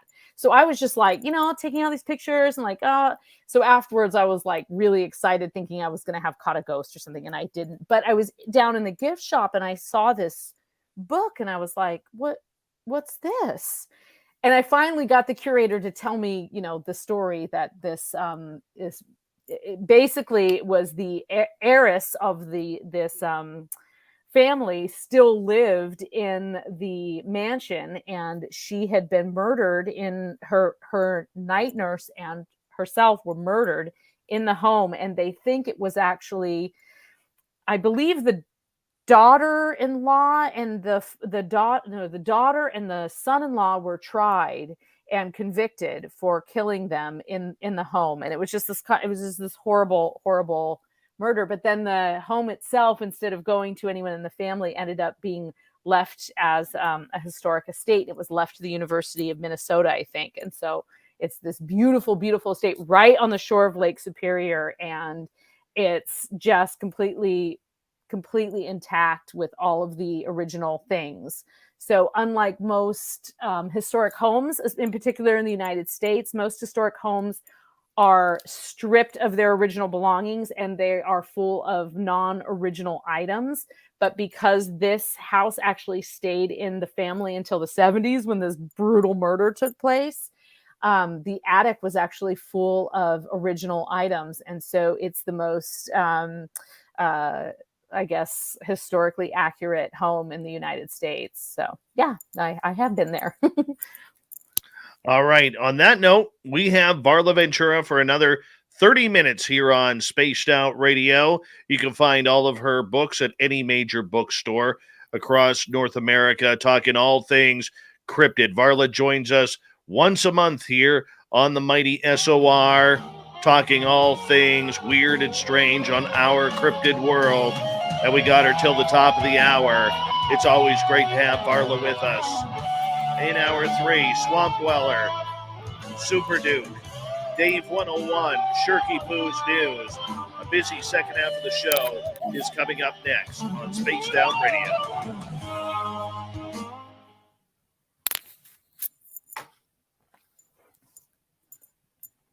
Hello, Super Knower. How are you?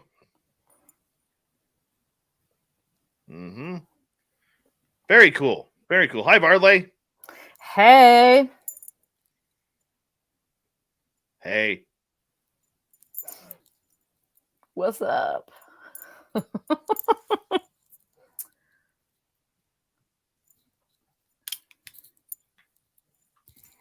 Thin Lizzy says, Varla's the shit. Love her. I love you. Are you going to go to Vegas? Thin Lizzy will be in Vegas. Yay! Yes. Fun. You've got so many great people following you and coming and just joining you in Vegas. You just have the greatest crowd, Dave. Really, it's so refreshing. I know I've said this before, but I really mean it. I've been on a lot of shows and there's been a lot of weird chat, and I've been on one very big national coast to coast show, and the chat on that is nasty. People are horrible on that chat. And every time I'm on this, not just to the guest, not necessarily to the guest, but to the host in particular, it's really intense and it's really unpleasant, actually. And every time I come on here, like I know the first time I came on, I think I told you, I was like, I don't read the chat. I don't read the chat when I'm on the show. It's just too distracting.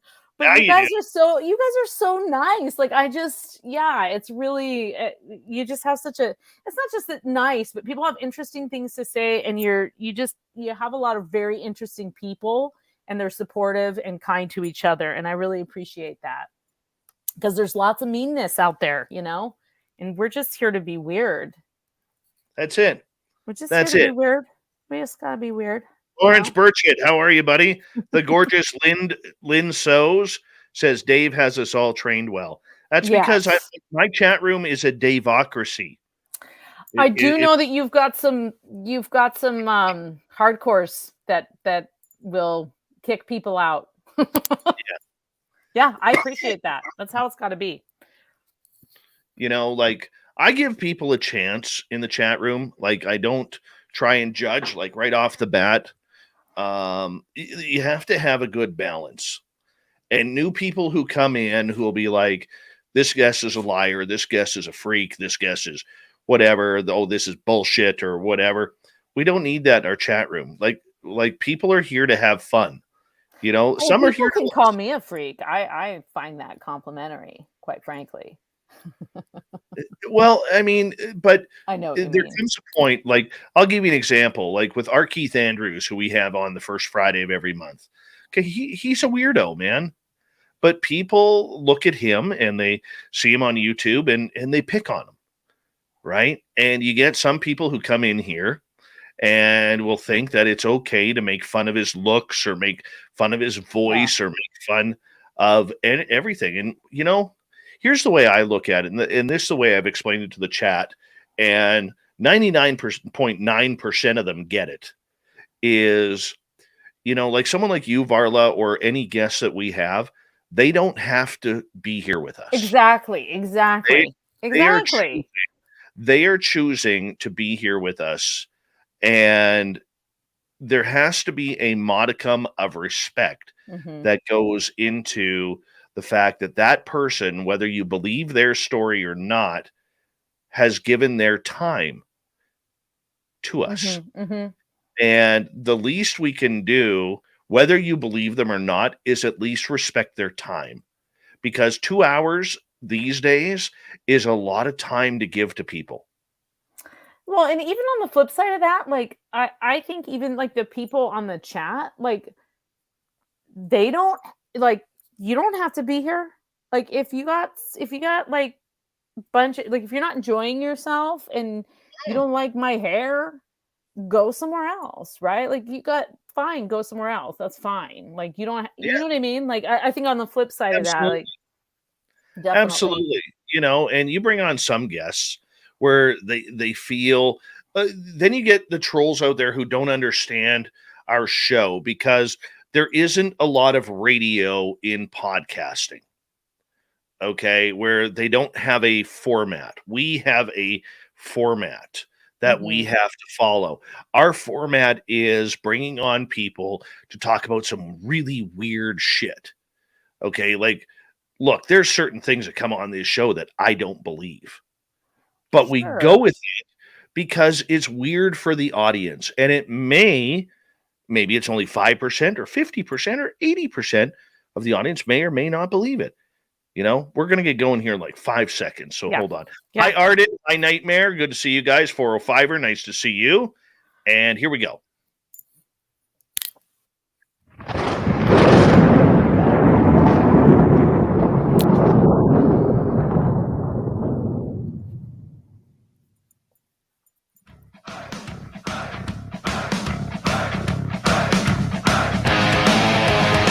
We passed the halfway point of Spaced Out Radio tonight. Good to have you all with us. My name is Dave Scott. Thank you so much for taking the time to tune us on in. Want to remind you that if you've missed portions of this show or others, check out our free archives by going to youtube.com/Spaced Out Radio. Do me the favor, hit that subscribe button. Our website is spacedoutradio.com. We have a plethora of features for you. Rock out to Bumblefoot, read Shirky Poo's Newswire. Check out our swag as well. Follow us on Twitter at Spaced Out Radio, Instagram at Spaced Out Radio Show, and on TikTok at Spaced Out Radio. For the final time tonight, we say hello to one of our favorite guests of the month, Varla Ventura. VarlaVentura.net is her website. You can find her books at any major bookstore, and she's here talking monsters, and we were talking portals last half hour. Don't know where we're going on this half hour, but damn it, we will figure it out. Varla, by the way, will also be attending our Vegas party, April 22nd to 24th at the Golden Nugget in Las Vegas, Nevada. It is a complete fan party. There is no charge for anybody. Just come hang out. Come play poker. Come have a couple of drinks. We'll sit down for a meal. It's going to be a lot of fun. Bring your autograph pens. We're all going to sign things. Varla will have some books there. Maybe some swag to give away. Who knows? Varla, welcome back. Maybe we'll get matching tattoos. Oh. Oh. I would totally. It's on. Oh my God. I would totally get that too. I will get a Varla Ventura tattoo. Okay. From your logo. Okay. If you get a Spaced Out Radio owl. You get the owl. Okay. Done. All right. Done. Okay. Yeah. Let's do it. Okay. Let's do it. It's going to be so much fun. You know, there's like 24-hour tattoo parlors there. So yes. Time will be on our side. I don't know if I want somebody working the midnight shift using a tattoo gun on me, though. No, come on. I don't we'll know. be fine. All right. We'll see. But if you want to go and you're 100% going, if you're one of the first 50 people to go to info@spacedoutradio.com and said, Dave, I am going to Vegas, sign up there, give us your size. We're going to have swag bags for everybody there. Swag bags. You have to let us know by March 20th. We have 36 people signed up to come hang out with us at the party there. So we definitely want you to make sure that if you're going, let us know so we can get you a swag bag. First 50 people. All right, Varla, I did have a question way back up here. I got to find it now, but I thought it was a darn good question. Size of what? Shirt size? T-shirt. Foot size? Oh. T-shirt size. I just wanted to clarify. Yeah, T-shirt size. Get your mind out of the gutter. Of course. Hey, I mean, it's Vegas. I love this question from Alien Critter. Varla, do you have any stories of little trolls living inside people's houses, like the movie Cat's Eye? Okay. So kind of going back to something that we mentioned, or I mentioned earlier at kind of the top of the hour when we started talking about boogeyman and boggles and bogies and all of those things. there are a lot of little creatures that are called different things. Some people think of trolls as the thing that lives under the bridge. And as such, they think of like these sort of large creatures because they think of bridges as being these kind of like huge things that span over rivers. But in fact, bridges often are quite can be quite small and might just be something that goes over like a small creek or something like that. And that trolls actually are sort of guardian spirits and can be seen as something that's under a bridge. But there are also small creatures that might be called trolls. They might be called little boggles or goblins, and they will live in your house. And they can be kind of a mix of something mischievous and something helpful. So there's a ton of different stories about little things. And I think many of us may even encountered something that we may not have seen, but have experienced something that, things that go missing. They tend to like shiny objects, and these can be little creatures. They're not particularly tall. Maybe they come up to like your knee or so, and they are sort of like in the group of domestic fairies.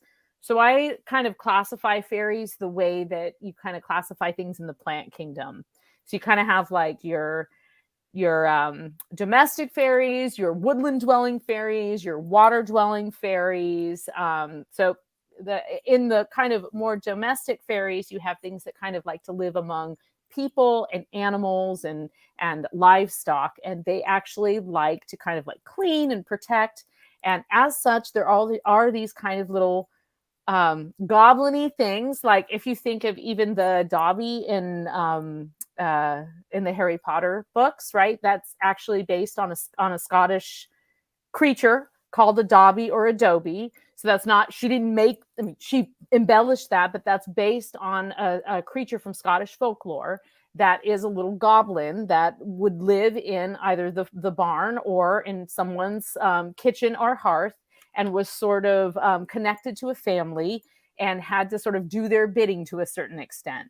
So there's lots of little kind of creatures like that. And whether they were called trolls or they were called goblins or coblins or bogies or boggles, they all have different names, but they did have there's a long history there of domestic fairies that work with people. And the great thing about them, this is kind of the sick part of me, but what I love about them is that they require very little, but if you don't give them the very little that they require, they can retaliate. So they'll do anything for you. They'll clean your house, and they'll help like make sure everything's like, that your animals are safe and your crops are healthy. But you have to leave them like an offering every night, and you have to do your part. Like you don't just like lay around and like let them scrub the floor. And if you get lazy, or in many of the old stories, it's the maid who gets lazy. If the maid gets lazy and doesn't leave them the offering or just gives them leftovers, then basically they will like pinch you in the night and turn the milk sour and then leave off and disappear. And believe it or not, I know it can sound very fantastical, but I have had many, many people write to me and even call in on shows that I've been on and tell me about stories that they have had these kind of creatures in their family, including a family in Costa Rica that had like this ongoing relationship with like a sort of little house brownie that would clean their house for them all the time. And then one day they didn't like take care of it, and they didn't leave its offering, and it disappeared. So yeah, I don't know. That's what I got. What about little people? Yeah, I mean, Like so First Nations legends and lore.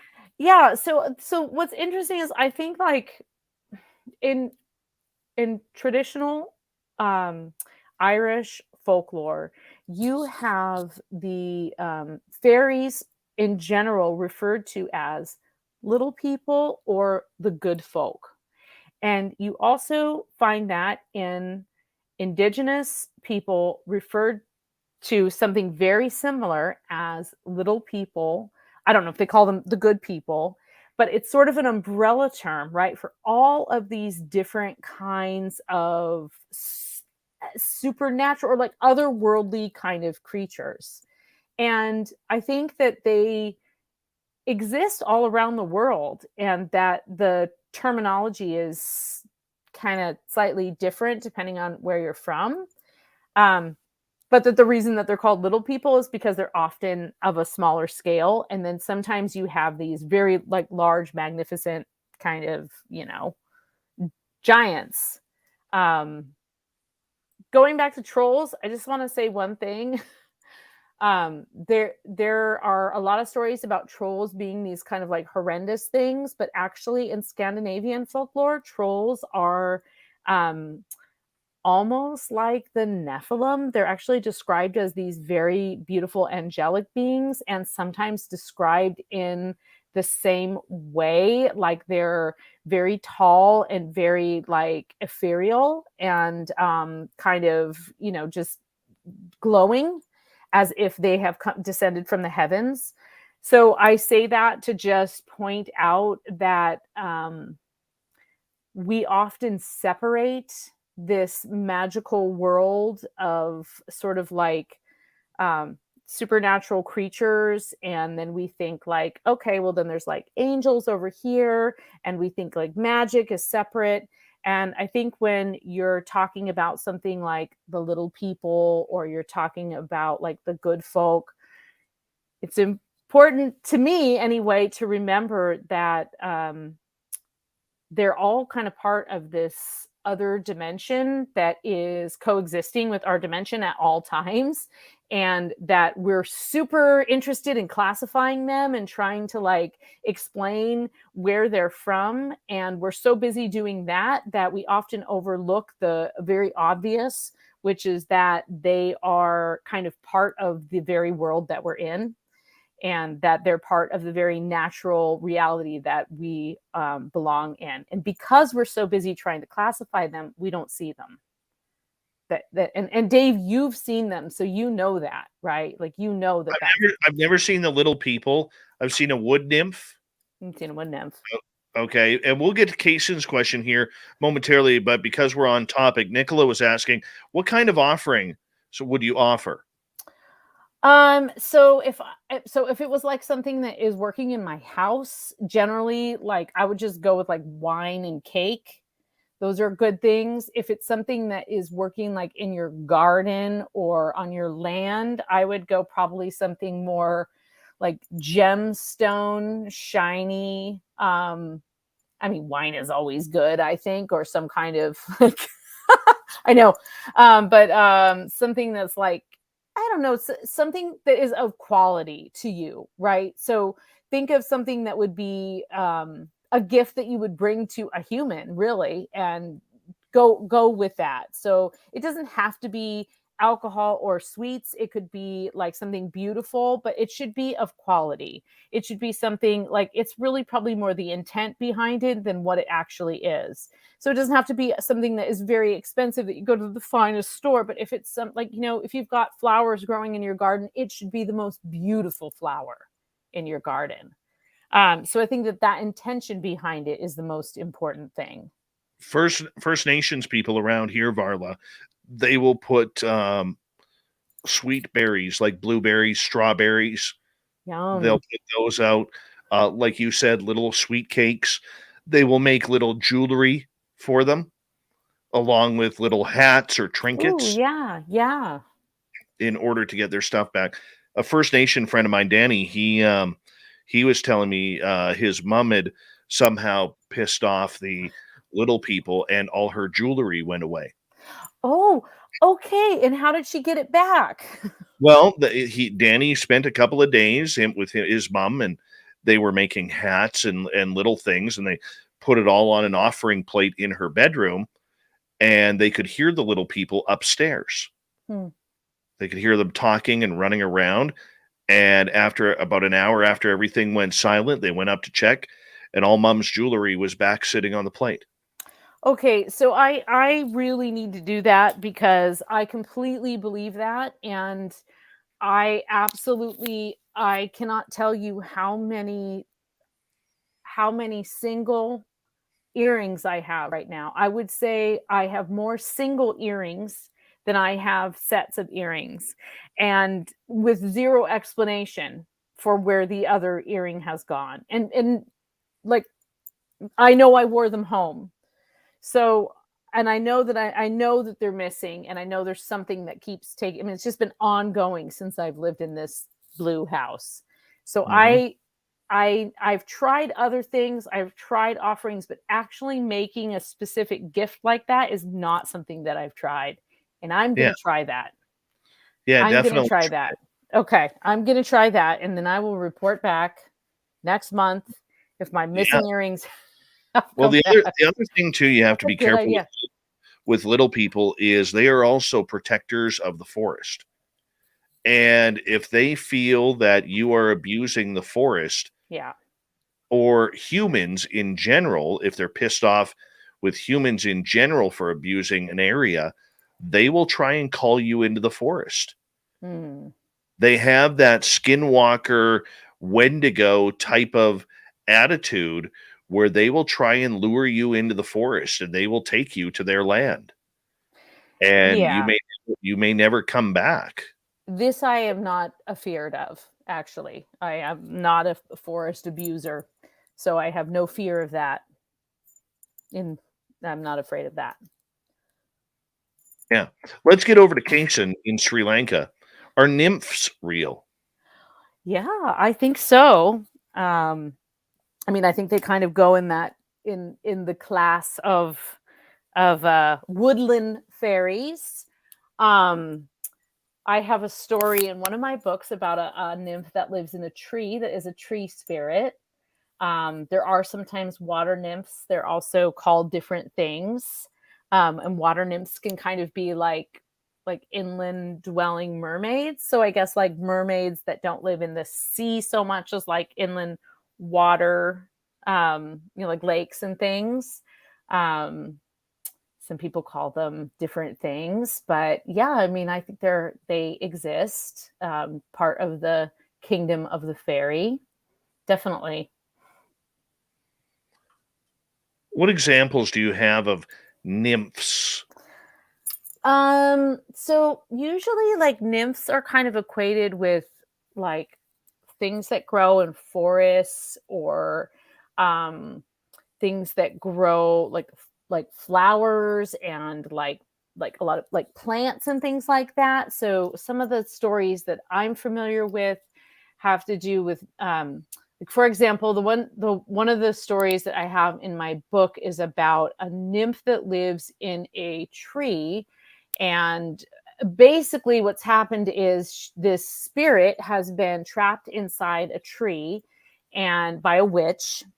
And this the trees kind of like move around in the forest or whatever. And then there's one tree that this nymph is trapped in this tree, and the prince comes through or whatever, and he tries to chop it down, and the witch is constantly trying to stop him from chopping this tree down. And eventually the whatever he sneaks there into in the night. It's an elm tree. An elm there's certain trees that are particularly associated with fairy spirits. And elm trees are elm, elder trees, ash trees, and oak trees are all kind of like particularly associated, especially some of those old world sort of European fairy tales. So anyway, he chops this tree down, and when he chops this tree down, he actually frees this spirit, which is this beautiful nymph who has been trapped by this witch.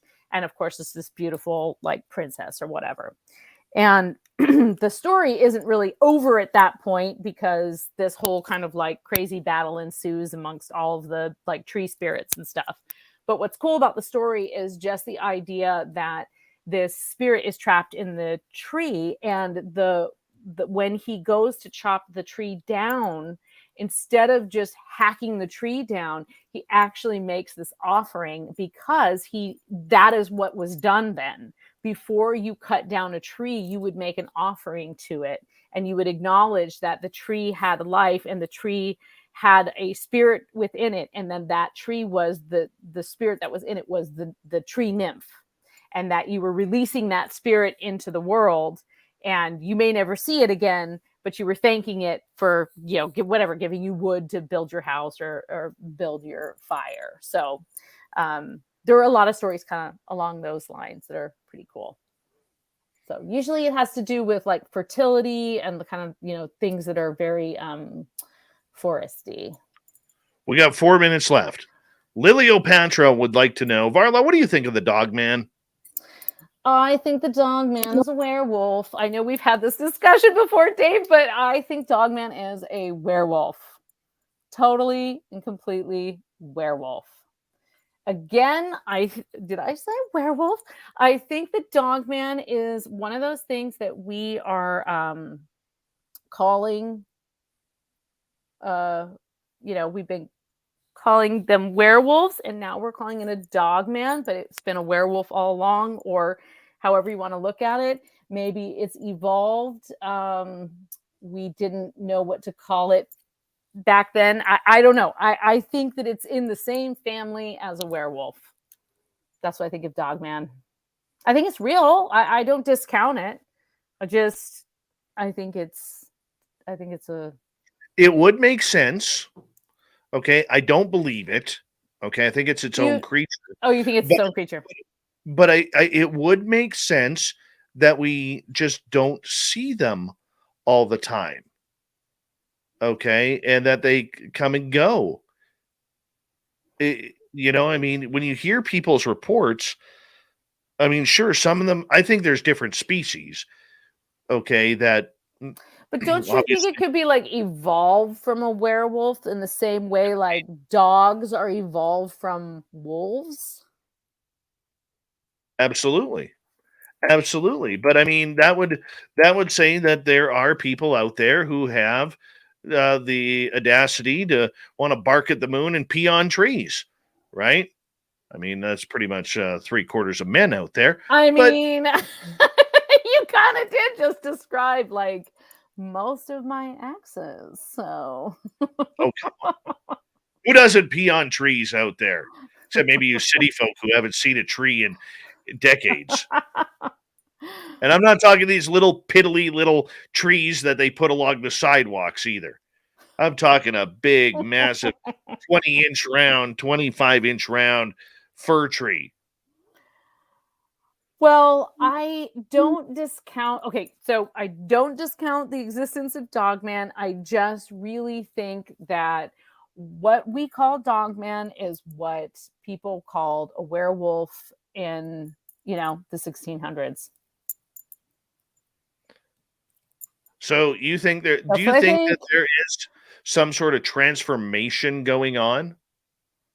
No, I think it's just, kind of like evolution wise, like, yeah, like the nose looks a little different, like that kind of thing. Or I think they're related. Absolutely think they're related. They're in the same family for sure. Well, you know what?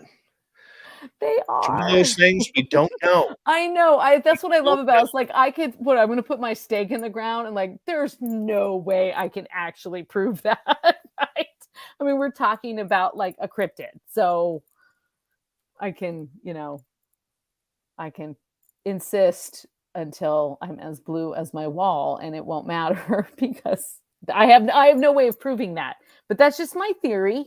So, in 600 years, mark my words, I'll be right. 45 seconds left with you tonight. Please tell everybody your website and where they can find your books. Okay. Yes. Thank you. varlaventura.net, but I like it better when you say it, Dave. And you can find, that's where all my books are, wherever books are sold, active bookstores, all in print. And yep, I put my events and such up on my website when things are happening. And yeah, that's pretty much it. varlaventura.net. I got swag on there. Cute hat like Dave is wearing. You can look cute like Dave. Thank you. Well, thank you Thank so you. much for having me, and thank you all for hanging. Not a problem. Varla Ventura, everybody. VarlaVentura.net Silly. is the website. Coming up next in hour 3 of Spaced Out Radio, we have the Swamp Dweller with another amazing spooky story. Super Duke from World Bigfoot Radio joins us for the Bigfoot Report. And we'll get to Dave's thought of the Dave in Dave 101 next.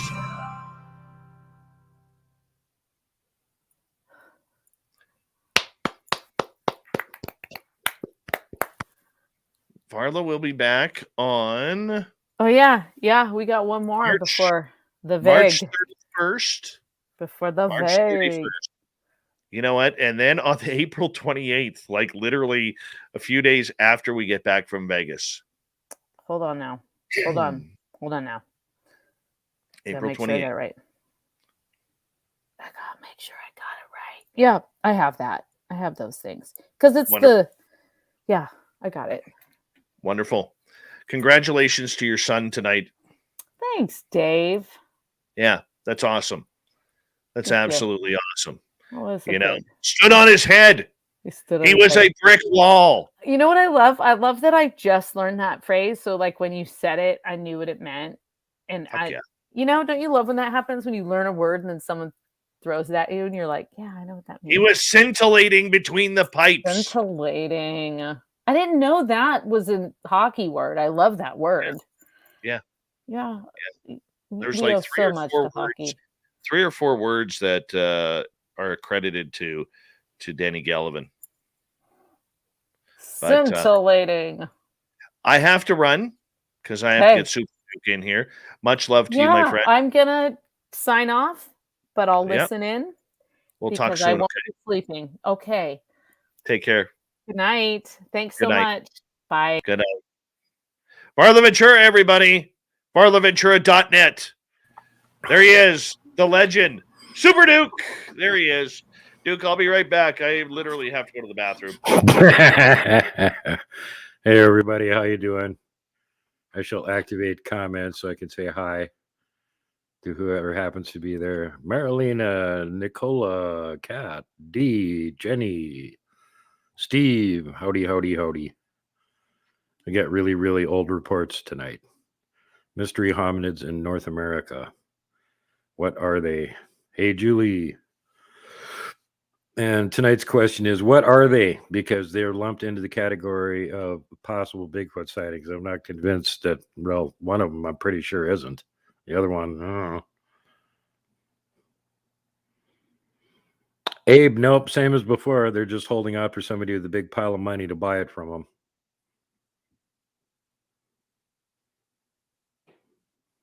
TMI, howdy. Thanks, Jenny.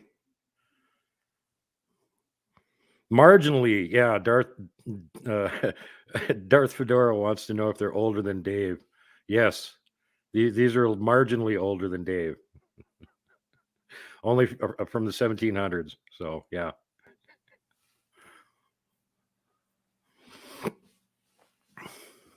And keeping in mind, I can only pick on Dave being old because I'm actually older than he is. When I was a kid, the ground was still warm.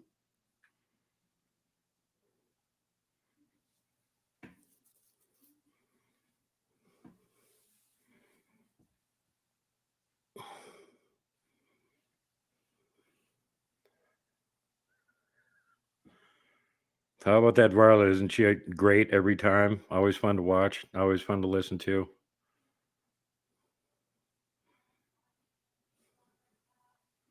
BMR.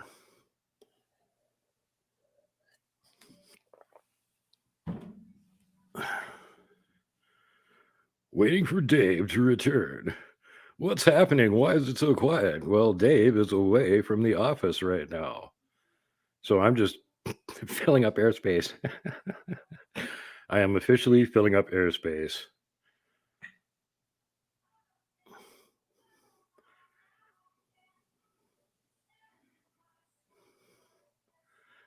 Yeah, Nicola, there's a lot more than people think. The more I think some of these things are just imaginary and stuff, and then you start looking into it more, you start finding out maybe they're not imaginary, and then it gets really creepy. All right. Now I will run for a second and be right back.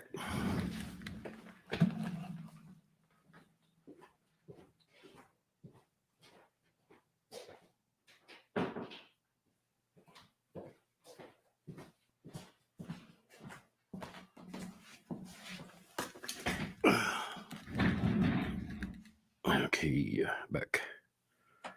You think Dave got cornered by a moose? Maybe one of the garden gnomes got him. I'm back. Here we go. He's back. He made it.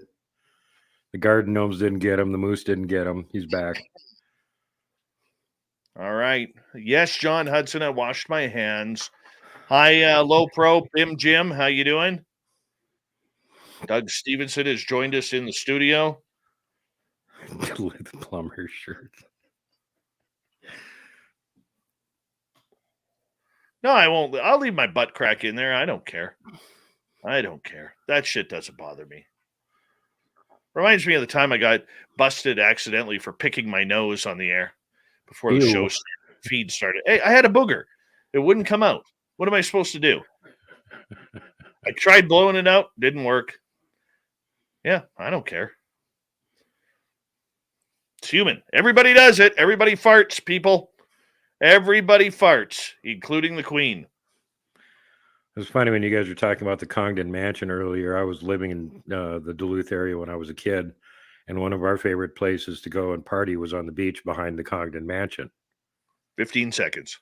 So I was down there a bunch. They got a really creepy graveyard connected to it, which was always like disturbing when we were down there partying. There's this weird graveyard right next to you. And you're like, Hold on, Super Duke. Here we go.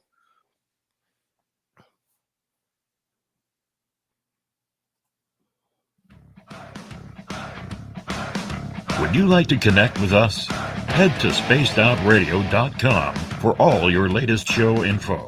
Now, back to Dave Scott and SOR. Here we go with the third and final hour of Spaced Out Radio tonight. My name is Dave Scott. Thank you so much for taking the time to join us. We really do appreciate earning your listening ears wherever you are on this beautiful planet we call Earth. Hi to everyone listening in on our terrestrial affiliates around North America and digitally on TalkStream Live, Revolution Radio, and KPNL. All of our archives are free. Join us at youtube.com/Spaced Out Radio. Do old Davey the favor, hit that subscribe button. The Desert Clam has set the password for tonight in the SOR Space Travelers Club. Abatjour. Abatjour is your password. Use it wisely, Space Travelers, as the Clam sets the password each and every night right here on Spaced Out Radio. Our website is spacedoutradio.com. We have a plethora of features for you. Rocking out to Bumblefoot, reading Shirky Poo's Newswire. Check out our swag as well. Follow us on Twitter at Spaced Out Radio, Instagram at Spaced Out Radio Show, and now on TikTok at Spaced Out Radio.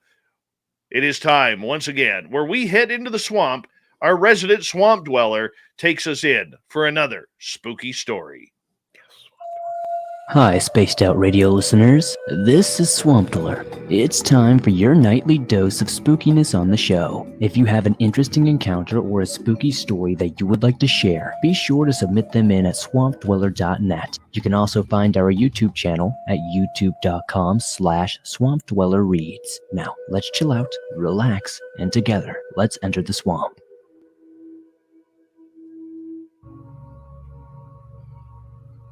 This happened in midwinter, so about early January, and my cousin and I were out in the woods playing. Mind you, we were between the ages of 6 and 7 at the time, and we stumbled across a carcass. Now this carcass was of a robin bird freshly killed, but the way it was killed was unlike anything neither him nor I have seen before. Now, up until this point, I had been hunting with my dad every year since I was about 4 years old, and I had seen the dead bird and eaten carcasses before. It was torn in two, one half not too far away from the other, as its entrails had been eaten, but not anything else. It didn't look very conventional to me. Now, we get back to playing and notice other oddities in the small patch of woods we were in. The hill next to his barn was steep and snow-covered, but every so often there were patches of bird feathers, almost ritualistically plotted, all around to mark something. Maybe a territorial boundary, I assume. But anyway, further down the small trail that led to the road uphill, we suddenly see what I can only describe as a humanoid. It was thin and brown. It was hairless, and its eyes were soulless. It had deep, dark pools for eyes like craters in its face, and was built so wrong. Its arms were ungodly long. It was slim to a point to where you could see every bone. Now at this point, being the tough guy I and my cousins thought we were, we began to yell and throw our hands as we charged it. It was gone in a matter of seconds, bolting into the tree line.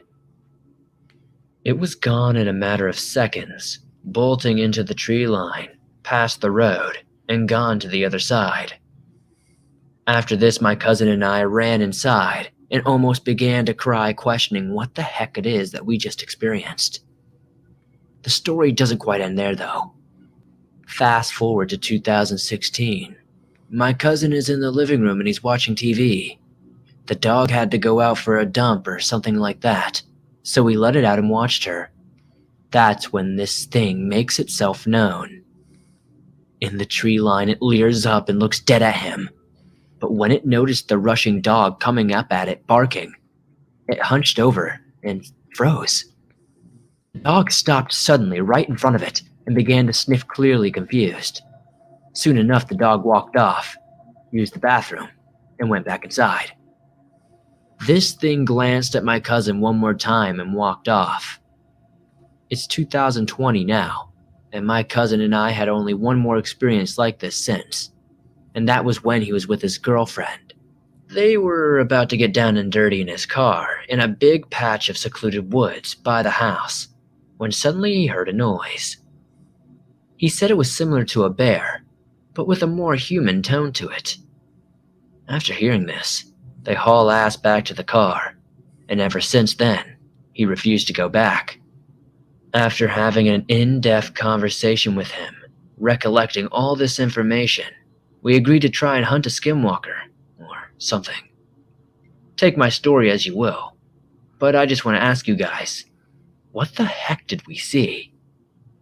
What the heck is stalking the rural woods of New Hampshire to such an extent? Mind you, when I saw this thing, it was about the size of myself, a 7-year-old. When my cousin saw it, he said it was much larger, yet it retained the hairless and skinny physique. Should we hunt and try to kill it, or leave it be? Whatever this thing is, it's intelligent, ritualistic, and cunning. I'm just curious to find out if it was a skinwalker. Wow, another awesome episode by our resident swamp dweller as he comes in every night here to give us another spooky story. I highly encourage you to go hit subscribe on his YouTube channel, Swamp Dweller Reads. Hey, we continue on with cryptids tonight, and from World Bigfoot Radio, we have our main man, Super Duke Sullivan.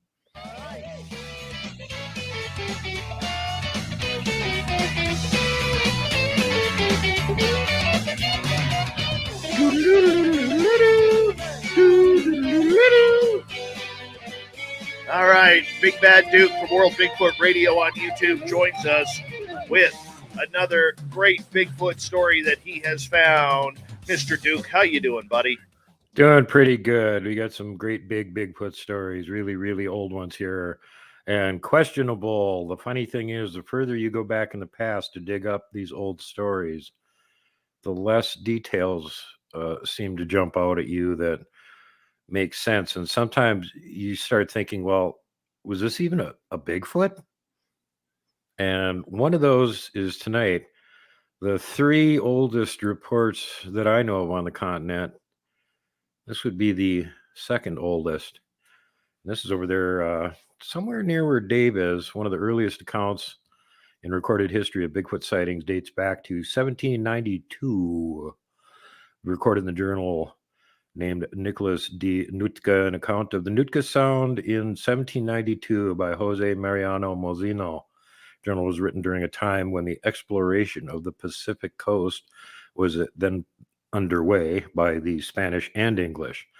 Story starts in 1774 when Captain Bruno documented an inlet he discovered called Moachat by the local Nootka tribe.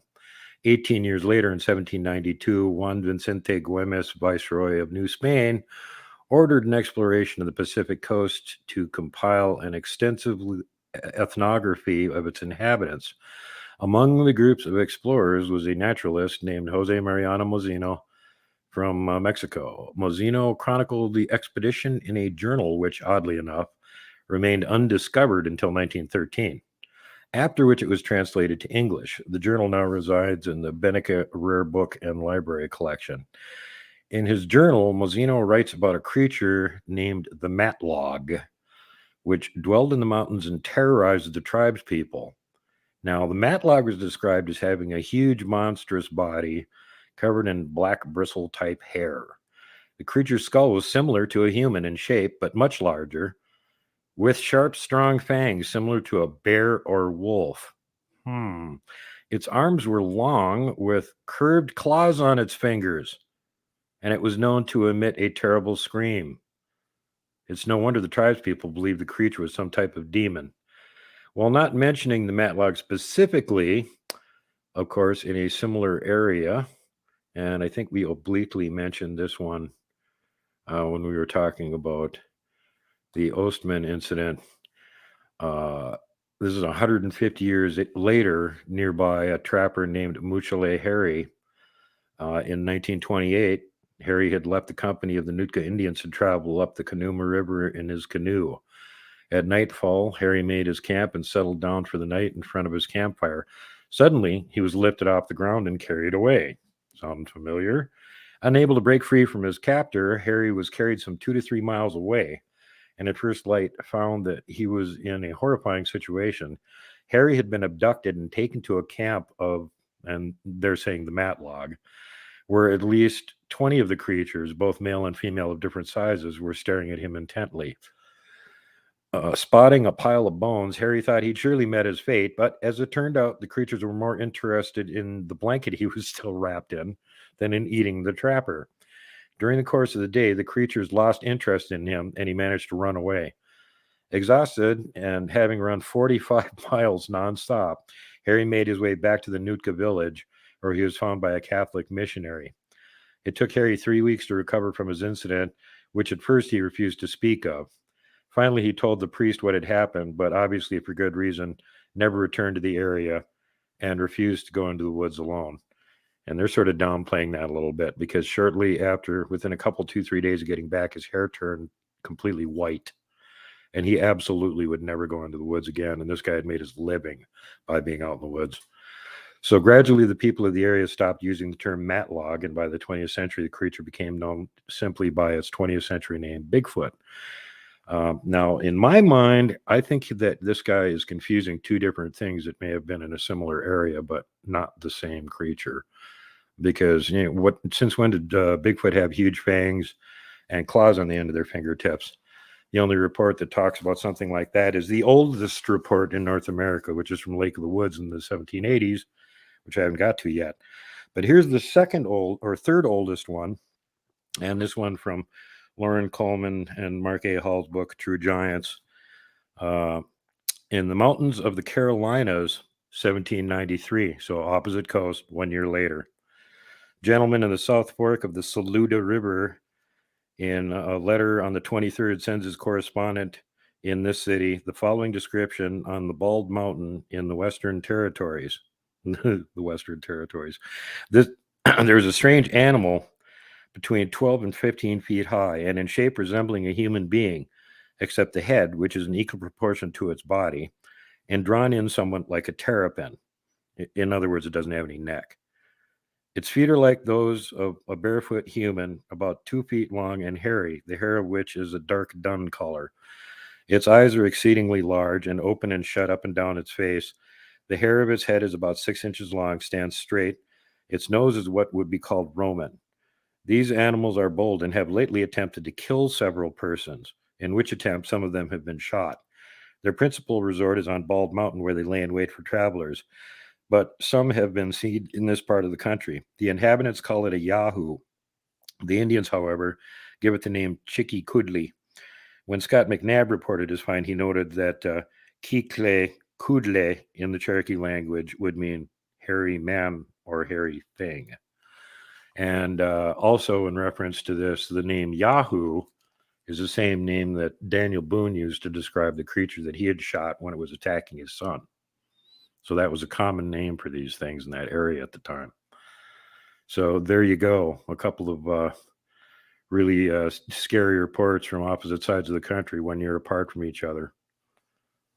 It is absolutely incredible. Absolutely incredible that, you hear these stories. And Duke, one of the things that I think we misconstrue a lot about the cryptid world is that there is only one creature of Sasquatch, that they all look the same, between 7 and 10 feet tall, with the pointy head and the big feet, obviously. Yet we hear in stature these stocky little ones, these ones that have, more pudgy faces, rounder heads, tall ones up to 15, 20 feet tall. I mean, we have to be dealing with a different subspecies of these creatures. It sure seems like it, because even people that have had long-term interaction with certain groups of them will tell you that within that group, where they're fairly certain, this is like mommy, daddy, and near relatives, some of them will look so different than the other ones. They almost look like they're a different species. So that makes it confusing to start with, because apparently the variation in their facial structures and whatnot is a lot wider than it would be for humans within a family group or something. But then you've got other outliers that are such far outliers that you can't even be, it's got to be a subspecies or a completely different creature. Because Sasquatch, at least as far as we can tell, they have 5 toes. But then you start finding these giant tracks, the stick Indians, the mountain trolls, those sorts of things, they have 4 toes. And then you go down to like the Fouke area, and they're finding things that's got a foot that's basically like a Bigfoot, but it's got 3 toes on it. And it's not one crippled individual, because they're finding this foot morphology and different track lines of different sizes from different individuals. So there's a breeding population of something that are leaving these tracks. So yeah, there's different sub-varieties of these things. And are they even Sasquatch? Some of them, I don't think that they are. I think they're similar, bipedal cryptids that people can, because everybody just, if they even think that there is such a thing as Bigfoot, if they see something big and hairy walking around the woods on 2 legs, well, it's a Bigfoot. Anything that's big and hairy and on 2 legs in the woods is automatically a Bigfoot, because that's all they know about. They don't know that there could be these other sub-varieties. They don't know that, there still could be isolated areas where there are actual giants. There still could be mountain trolls and stuff wandering around. We found a track of one a few years ago. That indicates to us that they're around. You find a 25-inch, 4-toed track. Something made it. And whatever it was really big, and I don't want to run into it. So that's part of the problem with this whole thing. Like the first story we're talking about here, it sounds like they're talking about the Matlog being a type of Bigfoot. But then you listen to the description and you're like, well, wait a minute. This thing's got big fangs and it's got claws on its fingertips. Well, that's what I saw in northern Minnesota in 1972. It wasn't a Bigfoot. So what are they describing? A Gugly is basically the question here, and not knowing what they're describing. Again, the report that goes back to Lake of the Woods and even earlier, this first one I know of in North America, 1780s, they had a logging camp up there, and there was some creature nearby that was terrifying the natives who were doing all of their hunting for them and bringing food to all the lumbermen to keep everything going. And they organized a party and went out and shot the thing in the leg and captured it. So they had it in their camp for several days, and their description was the same thing. It was about 8 feet tall, and it had these really big fangs, and it had what they said was like gnarled paws that had huge claws on the end of them. But otherwise, they give a description of basically a standard Bigfoot, about 8 feet tall. And the other interesting detail is after they had it in camp for a couple days, what they called its cubs came into camp. And they had some really good details on this thing too. Like they tried to feed it all different kinds of food, wouldn't eat it. The only thing it would eat is meat, which it ate with avid enjoyment as they described it. So this, again, that doesn't sound too much like a Sasquatch, because they can eat just about No. anything. That does sound more like a dogman type creature. Yep, and that's why I'm leaning toward Gugwe, because Dogman, if you capture something like that, it's obvious it's a canid. They've got hawks. They got the backward facing legs. They look like a regular wolf or something, just standing on its hind legs. Got a bigger upper body, and they've got hand-like, forepaws. Other than that, they're pretty wolf-like. These things look basically like a Bigfoot, except for they've got a head like a hyena and they got claws in their fingers. And they are notoriously bad-tempered. I've so far found at least 20 native tribes that have a separate name for these things, in addition to their local name for Bigfoot. They've got more than one name for these weird bipedal cryptids. And the names for these other things I always translate to like way worse than their description of local Bigfoot. So definitely these are the things you want to avoid. In central Canada, they're called bear man. And there's also a bear man in Europe. If you ever wondered what a bugbear was, apparently that's the European description of these things. You go over to the East Coast, they're Micmac call them the Gugwe. You go north of Minnesota in that area, they're the Tugawee. They're also called face eaters. A lot of the tribes have a name for these other things that, frankly, they were terrified of. I understand that. Okay, but Duke, this opens up an entire world, as we got about 3 minutes left, to what else is hiding out there. Well, that's the whole problem. We just don't know. We can only work with eyewitness reports and the evidence that we can find. And when you get one crazy report of somebody sees some 15-foot tall giant, well, maybe they need to put down the whiskey bottle. But if you know, like 5 people in the same area are giving you reports of this, they don't know each other, and it's spread over a couple of months or years, or so, there's something going on, and you need to look into it. Whether you want to believe it or not, you get enough evidence coming in your direction from some quarter, it behooves you, if you are trying to be scientific, to go investigate where the evidence leads. All right, Nicola is asking, what is a mountain troll? It's not a giant. A giant is like a human, only scaled up. These things appear to be something like a cross between a Bigfoot and a giant. And it may also be what the Iroquois stone giants were, with the applique stone armor. But they, in Scandinavia, they have 3 different names for these things. They've got the Jotun, which are all their varieties of giants. And they have the forest people, especially the Sami up in Finland, talk about them. That's their name for Bigfoot. And then they've got these other things, which the Norse are talking about, the trolls. They're something like a giant, but they're not really a giant. If you want to see examples from their mythology, go watch the movie Troll Hunter, because they did really good mock-ups of them. Do you think it'll get to this point, Duke, where some of these creatures, as we move further into the wilderness, and one of the benefits that I believe COVID has had on the population is, people found nature again, and they found their love of nature again. Do we see it coming maybe to fruition, where a lot of these people now going back into the forest for camping or fishing or hiking are going to come across a lot more of these creatures that we know nothing about? Man, I wish I could be optimistic and say that's likely, but really I'm kind of pessimistic and think it's just the opposite. What's going to get more sightings is more people being aware that there may be other things out there, and knowing what secondary evidence to look for. So while they're out there wandering around, if they see like, oh, that's a tree structure, they know it's a tree, it might be a tree structure. They go look at it. Otherwise, they just fall in timber. They walk past it. Most of these cryptids, the reason we haven't found them, quote unquote, is because they don't want to be found. They're hiding from us. And our woodland skills, are our woodland skills getting better? Or did they pretty much peak out around Daniel Boone time? Our technology is getting better, but our woodland skills aren't. I get that. Duke, we got about 45 seconds. Tell everybody where they can find World Bigfoot Radio. You can find me on YouTube, Brighty on BitChute, Odyssey, and Rumble. And you can find my group, World Bigfoot Central, on the MeWe social platform, or Montana Bigfoot Project on Facebook. Come on over, join the fun. Always a pleasure to have you here, and your stories are absolutely awesome each and every time. And of course, we encourage everybody who listens to this show to go over to World Bigfoot Radio on YouTube, hit that subscribe button and ring that bell. Duke always has incredible information there. Thank you very much, Super Duke. We always appreciate you here, buddy. Love you guys. Everybody have a great night. Absolutely. Super Duke Sullivan from World Bigfoot Radio, as we get ready for the final half hour of the show coming up right after the break. And when we return, it's Dave 101 time.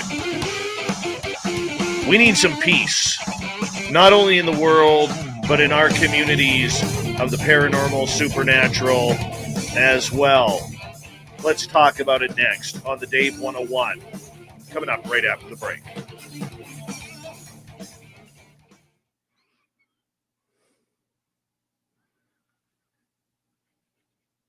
Thank you, Duke. You're very welcome, brother. Appreciate you, buddy. You've been doing great lately, by the way. Really enjoying your shows. Top notch, every single one. Keep it going. You're way too kind, man. Way too kind. I appreciate you, man. Keep it going. That's why I only do one show a week, because I have to have good quality all the time, and I can only do that once a week. I can't do it 7 days a week like you. Yeah, but you know what? Your hair says 5 days a week, no problem. Thanks, brother. Have a good night. Hey, much love, my friend. Take care. Bye-bye. All right, Super Duke from World Bigfoot Radio. Gorgeous Gloria, I apologize that I forgot to call you today. I got called into work on my day off, and it kind of screwed up my schedule. Let me know what time you are up until tonight, and if you're going to bed right after the show, I don't know, but let me know. And if you're awake tonight, I'll give you a call to talk about what we were going to talk about. If not, I will try and get a hold of you this weekend. You let me know what is better for you. All right. Hey, Kevin, how you doing, buddy? Good to see you. And who else is here? 405er, Steve Wolf, Lunar Tina. Oh, by the way, guys, as of Monday, Lynn Effin Wallington has her new YouTube channel that she is going to be starting to promote. Now, I want to make it clear, okay, Lynn is not leaving Spaced Out Radio, but she is starting her own channel that she has some ideas that she wants to do on there. It's called Rebellious Ufology. So I'm sure she's going to get us the link. I'm going to be subscribing because I'm a huge fan and supporter of anything Lynn wants to do. She is huge family around here on Spaced Out Radio, and she's going to continue with us because she kind of loves us and we love her. And she's going to be breaking out into her own thing as she wants to have her own channel and get that going as well, which I'm fully 100% in support of. So Rebellious Ufology is going to be the name of the show and the channel. I highly suggest that when Lynn, we'll make sure that Lynn gets a link to us, so that way we can all go and hit subscribe. Hi, sweet Tony D. And of course, Thin Lizzie Borden. Thin Lizzie Borden has her channel going too with tarot card readings. Make sure you go hit subscribe on hers because she's pretty awesome as well. You know, I mean, she may have 6 toes on her right foot, but we forgive her for that. We do. Hey, everybody's got their thing. Sorry, Lizzie. Had to give up your secret there. 6 toes, right foot.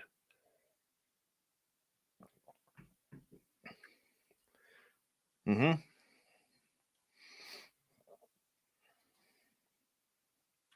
It's true. All right, let's get that.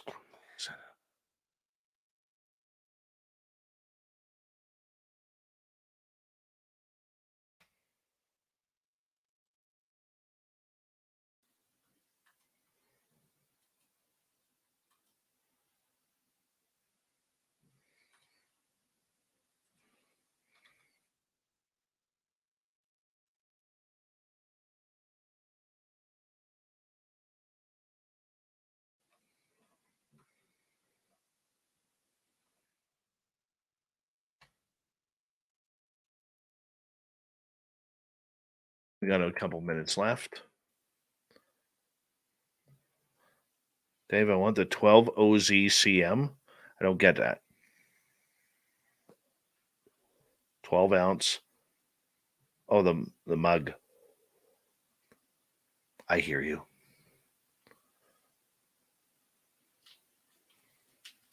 I hear you. I hear you, Jenny.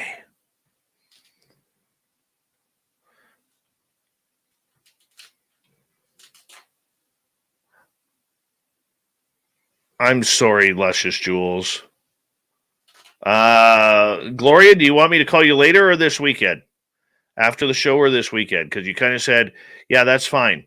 I don't know what that means. Yeah, that's fine. I don't know. I need some help. Car Funibre. Car Funibre.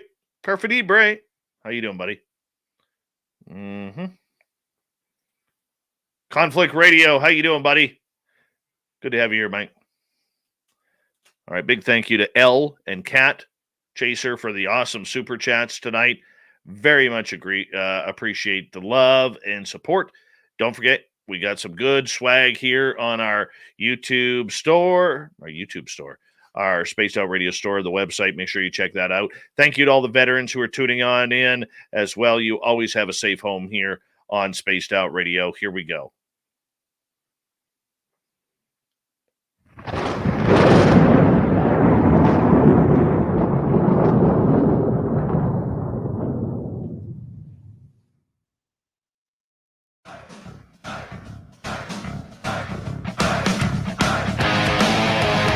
We've rounded third. We're heading for home tonight on Spaced Out Radio.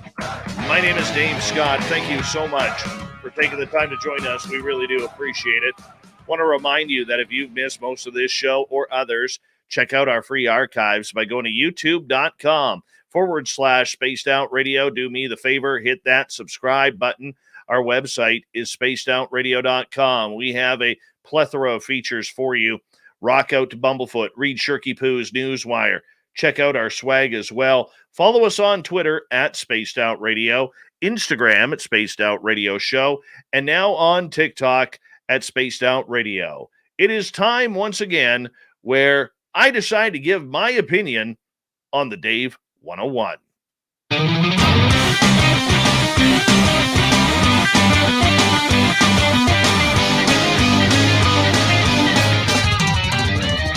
It's time for Dave 101.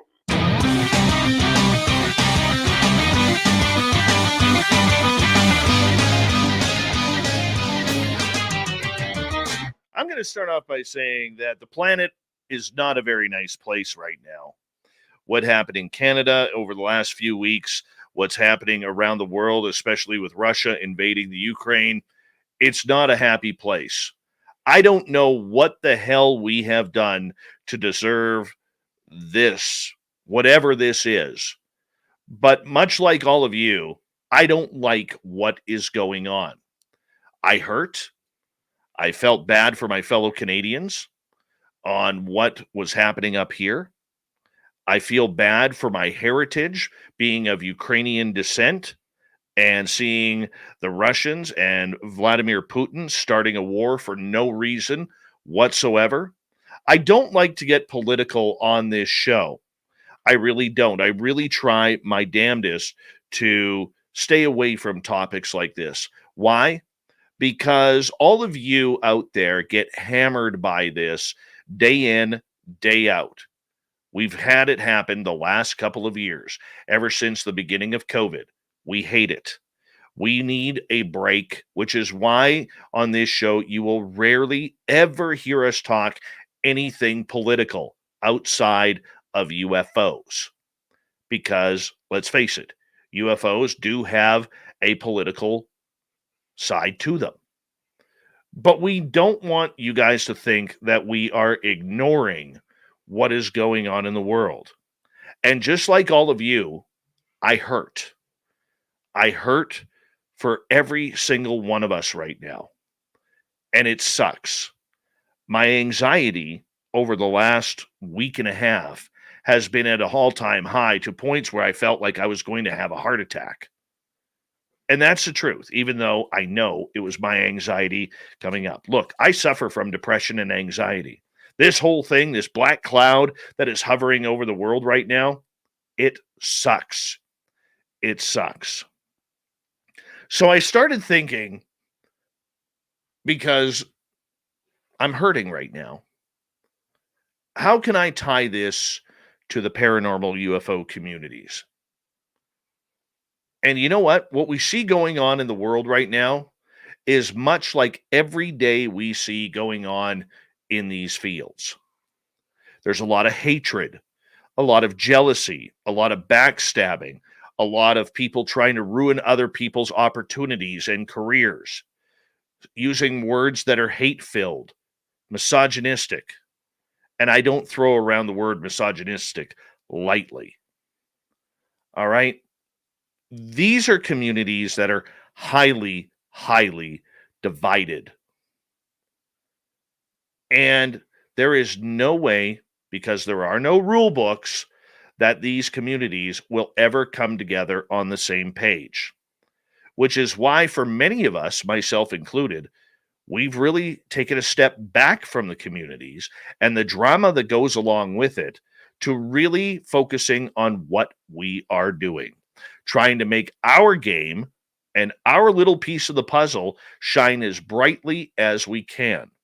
But there are always others out there who want to try and tear it down. Maybe they don't agree with a guest, the way we interview, the way we look, the way we have our own focus for this show. We need to understand that one thing that is very much lacking, whether it's in the podcast world, the political world, and everything, is that people do matter. People do have feelings. And whether they've decided to make themselves a public figure like Lou Elizondo, or they've decided to keep quiet like the people listening to this show, the opinions are still there. And everyone's opinion should have some validity to it. Look, our motto for this show has always been, we believe everybody. And the reason why we believe everybody is this. I've never stood in your shoes. You've never stood in mine.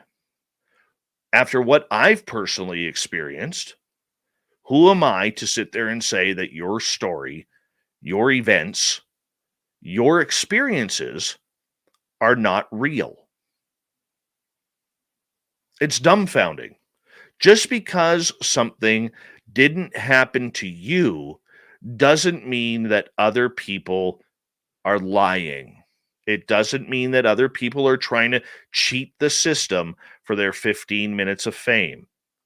The one thing that I have noticed outside of social media from a number of people who have reached out to me is that people, including my good listeners and the chatters in my chat room, they just want answers to either what happened to them or because they have a curiosity. There's nothing wrong with that. I don't care if you saw a bug jump from your 7th-story apartment window and land on the ground and run away. And when I say bug, I mean like an alien bug, maybe 6-7 feet tall. I don't care. I don't care if you claim that you have fairies in your back garden. I don't care if you have seen Bigfoot or Sasquatch. And when I say I don't care, it's because I love the subject, but I'm not going to be drama around you. I care about hearing your story. I care about you potentially getting answers to what you want. Look, we aren't a hard-hitting journalistic type of program here, even though I pride myself on being a journalist. Certain interviews we do will take that route. But in the end, this show and what we do on a nightly basis here is not about Dave Scott. It's not about my experiences. It's about all of us hearing the stories that people are researching and the encounters that people are having. We're never going to solve any of these. If you look at the UFO field alone, the government taking over this subject, we can't trust what they're going to give us. We can't. And I do believe that the experiencers truly have more answers them what credit they are giving. This is why a scientist like Gary Nolan is studying experiencers with Jacques Vallée at Stanford University. You look at the cryptid world, where opinion means more than the actual evidence. How do you solve anything with that? The truth of it is, you don't. Paranormal world, we don't know what a ghost is. We assume, but we got a bunch of people running around like chickens with their heads cut off, trying to claim that they are experts. And by the way, you can't go to this location because it's mine. It's mine. You see where I'm getting at with this? Where I'm going with this is we are a troubled field. We're a troubled field of ego. We're a troubled field of attitude. We're a troubled field of knowledge because we're not even close to getting any answers. And just like the rest of the world, we need to take the time to sit back, look at the bigger picture, and say, this is supposed to be fun. There are not a lot of millionaires who've made their money and their living off of the paranormal world. In fact, as far as my count, there's only two. George Norrie and Zach Bagans. That's it. Two.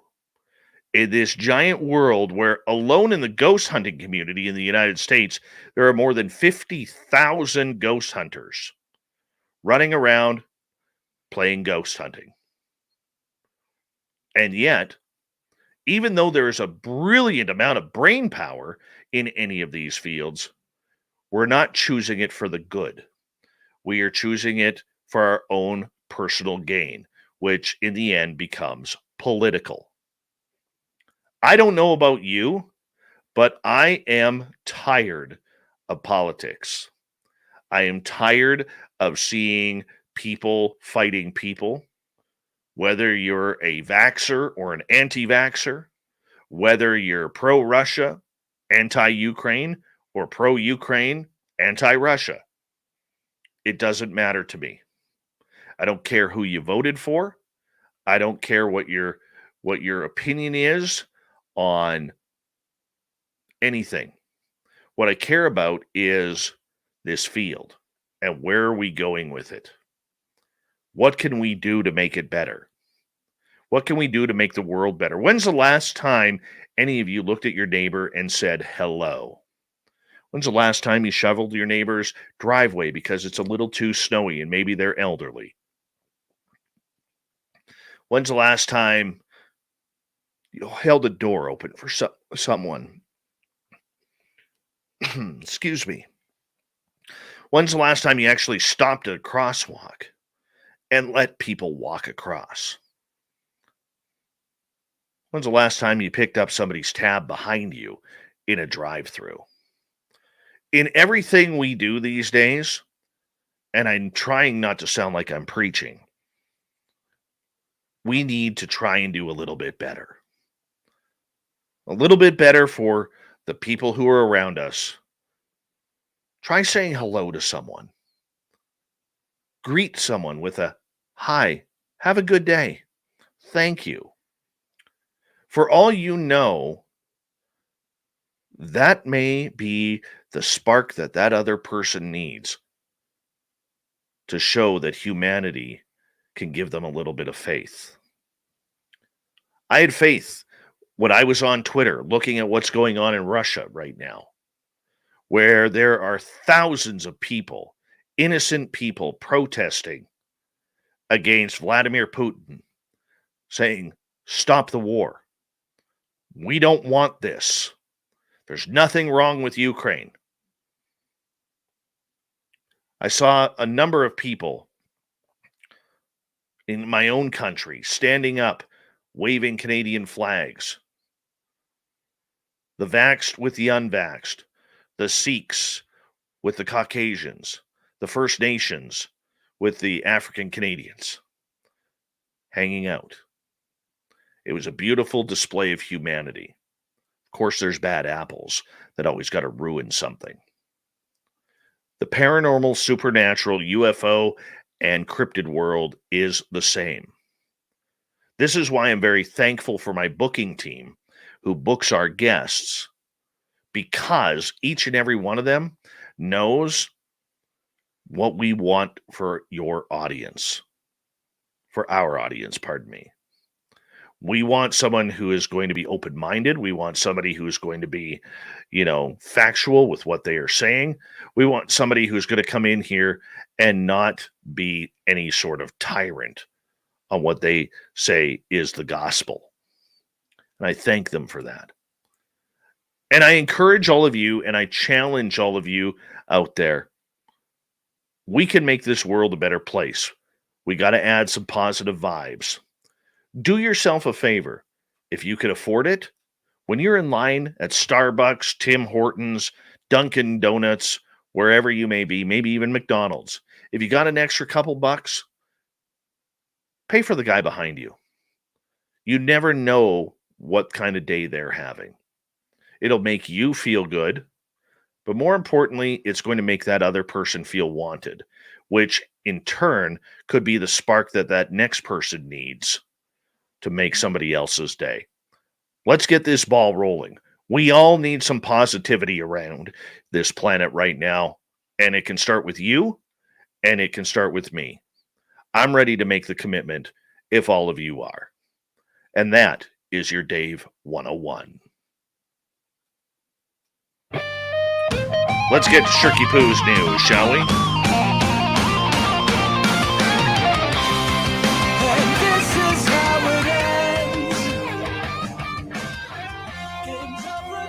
All right.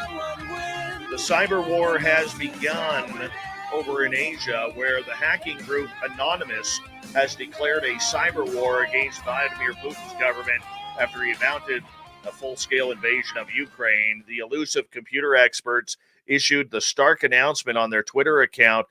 This happened with them saying that Anonymous Collective is officially in a cyber war against the Russian government.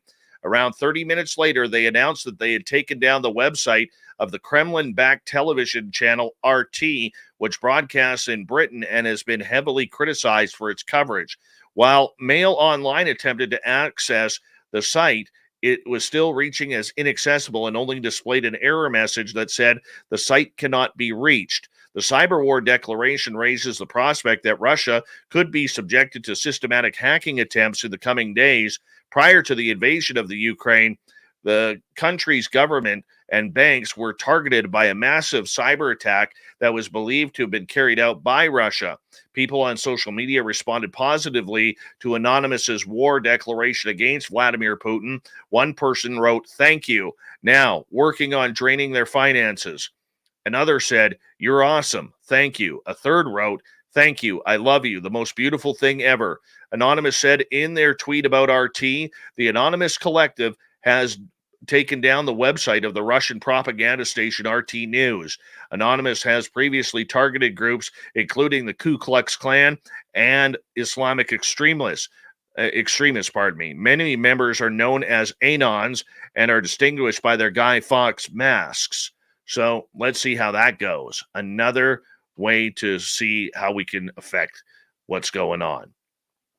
Doctors who were left baffled after this very, very strange encounter with a patient.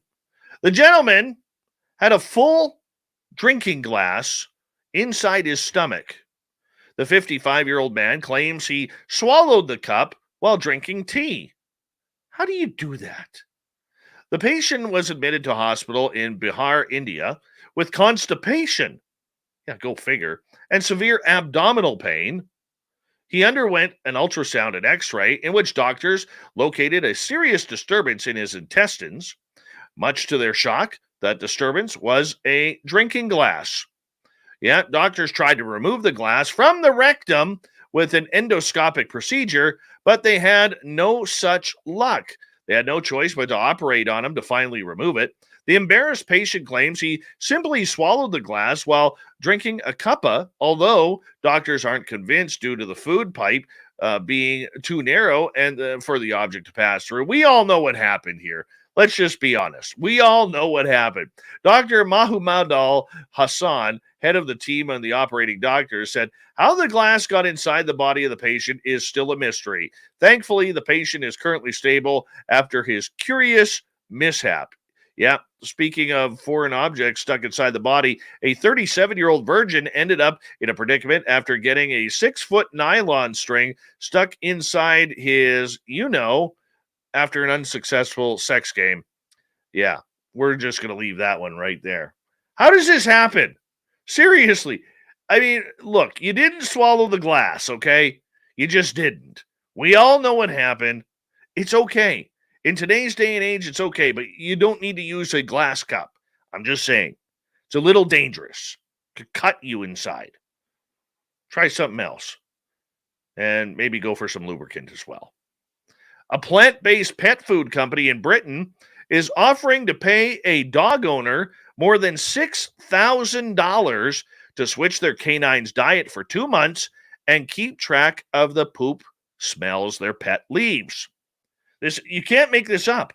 Omni, a company that specializes in plant-based dog food, because yes, dogs are now going vegan, says it is seeking a dedicated dog owner to sniff their dog's poop to test the effects of a plant-based diet that it has on the dog's digestion system, stool odor, and general health. The winning applicant will be paid $6,685.82 to use Omni's dog food for 2 months and report on the effects the food has on bowel movements and odor from their doggy doo-doo. And finally tonight, if that wasn't enough, if you're a Pokemon collector back in the 1990s, if you kept your cards in good shape, you could be worth some money. A rare Pokemon card from 1998 set a new world record when it was auctioned off for $900,000. Golden, an auction site specializing in collectibles, said the 1998 Pikachu Illustrator Holo promo card sold for $900,000 after 34 bids. The card, which was graded a 7 out of 10 in quality by experts with professional sports card authenticators, set a record for a public scale for any Pokemon card. The auction listing said that only 23 Pikachu Illustrator Holo cards have been graded by PSA, and only one other example was given a 7 rating. The strong example of the Illustrator, Pikachu, occupies a rare echelon in the hobby and would instantly elevate any collection to a world-class level, the listing said. Yeah, go figure. Pikachu, worth $1 million now. Thank you so much to myself for being here tonight. Why? Because I never thank myself. Thank you to Shirky Poo for the news. Thank you so much to the Swamp Dweller, Super Duke, and Varla Ventura for making an absolutely great show tonight. We really do appreciate it. We got Mr. Ron Bumblefoot Thal rocking in the background with Little Brother is Watching. Bumblefoot is the official music of Spaced Out Radio, rocking us in and out of every single show. Get your horns up for the guitar god himself. Special thanks to everybody listening in at home, at work, in your cars, wherever you may be. Thank you to everyone in our chat rooms tonight. You were absolutely amazing.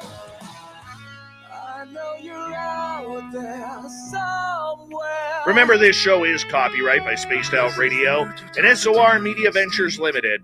Thank you so much for choosing to share your evening with us, because together, my friends, we're watching. We own the night. Mr. Bumblefoot, we need a favor. We need you to take us home.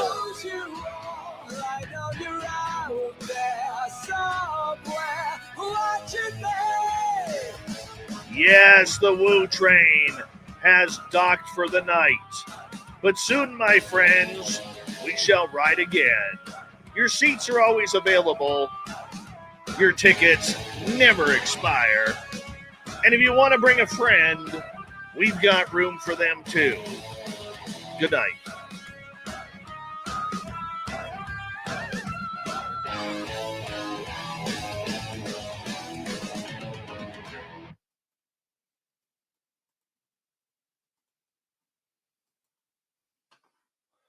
There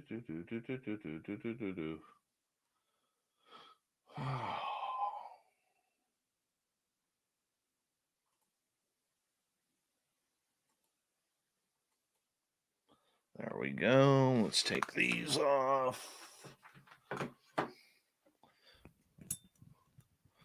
Super Quest is like, hell yeah, Captain. Take us home. Just like you're going to send the Russians from the Ukraine. Go get those bastards. Dirty pricks. John Music, how you doing? Hey, John, by the way, I don't know if you really noticed the impact that your question to Elizondo on UFO Garage was to me.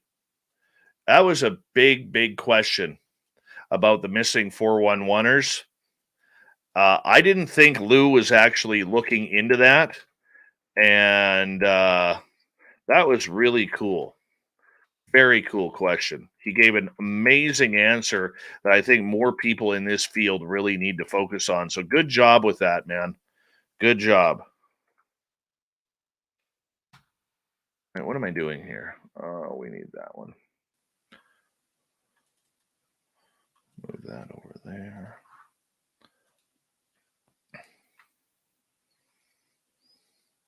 What am I doing? I'm going to go here. Refresh that. Download that. And go here. Watched you for so long. Wait for you to fall. We'll expose you all. I know you're out there somewhere watching me. Yes, the Woo train has docked for the night. But soon, my friends, we shall ride again. Your seats are always available. Your tickets never expire. And if you want to bring a friend, we've got room for them too. Good night. I say that quite a bit, don't I? You know, if you got it memorized, you probably said it once or twice. I would assume that's what that means.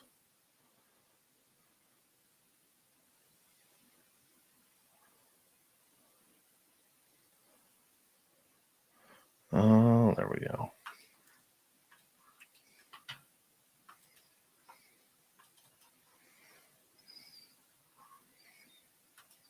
Yeah, John, I was surprised he was as familiar with it as he made it out to be.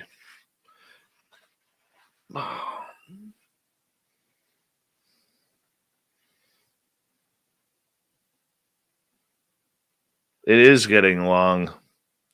I've decided I'm cutting it after Vegas. I'm cutting it after Vegas.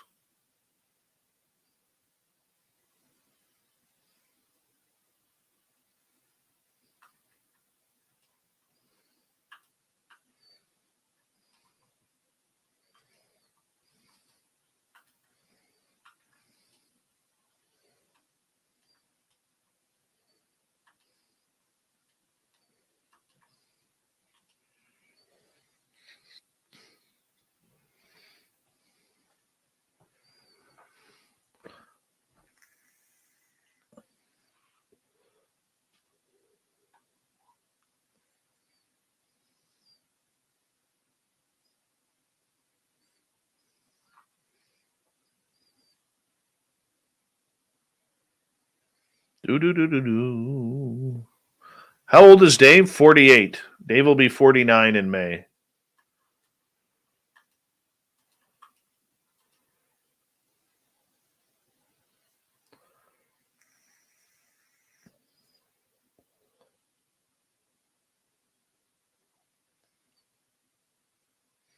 Super Quest, I will send this to you. This hair will belong to you. You can do with it as you wish. How about that, buddy?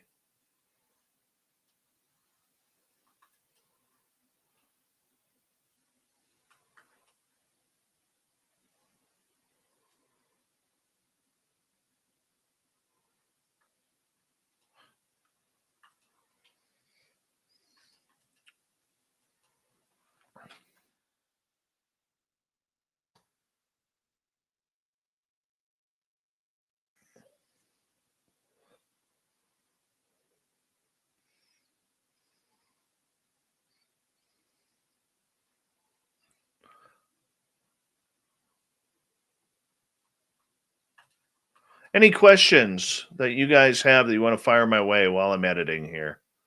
Fire away.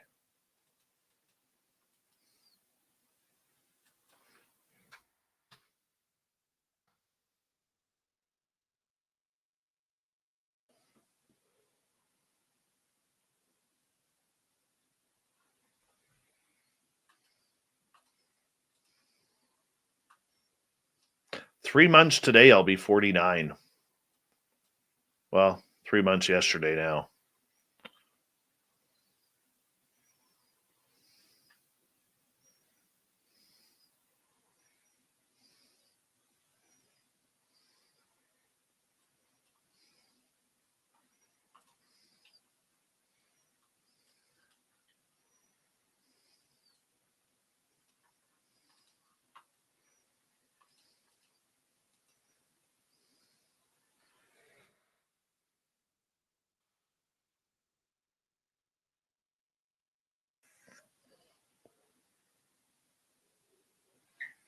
I never ignore comments, John.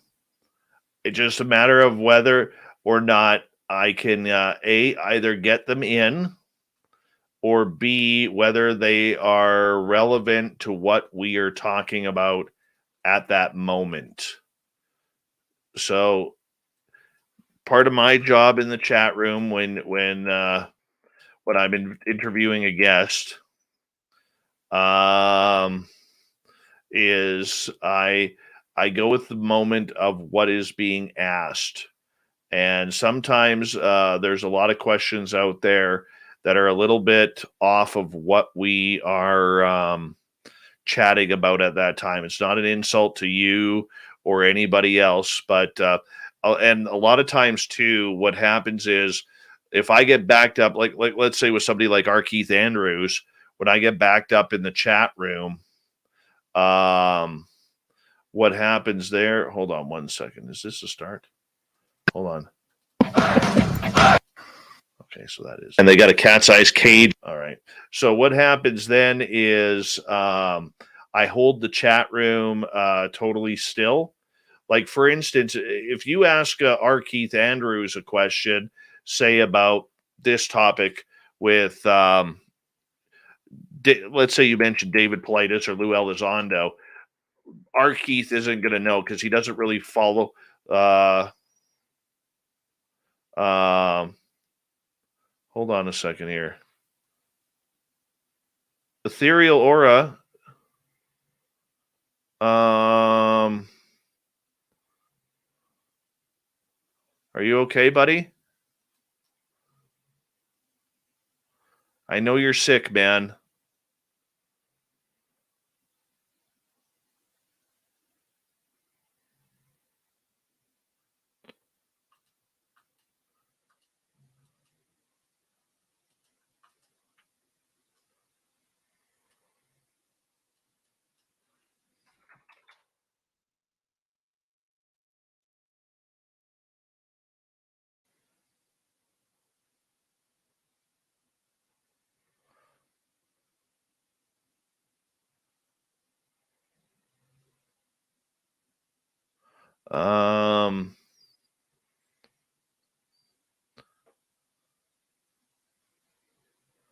Oh, you're going out on your own terms?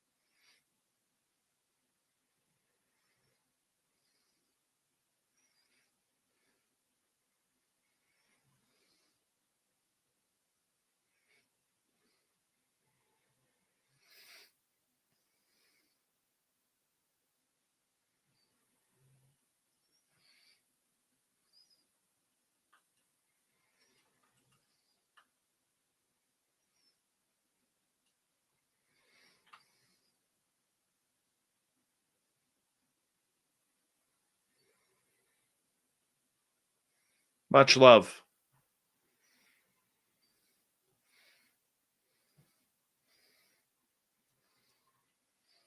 Much love.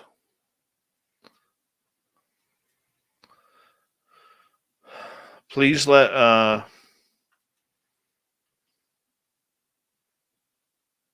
don't even know what the fuck to say.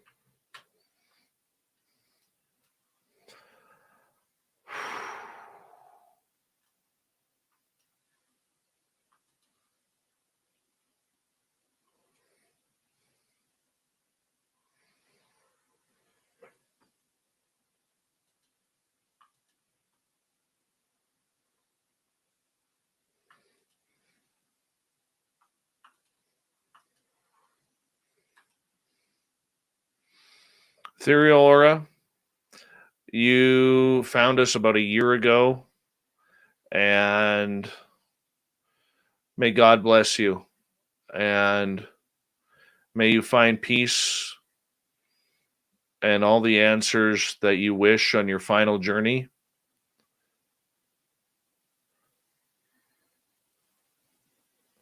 May you find that you can be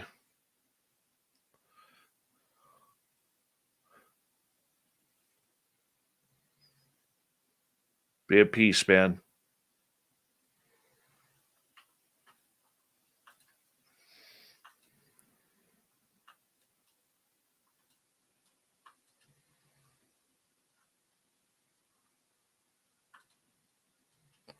I honestly don't know what else to say. We'll miss you. We will miss you. And God bless you. And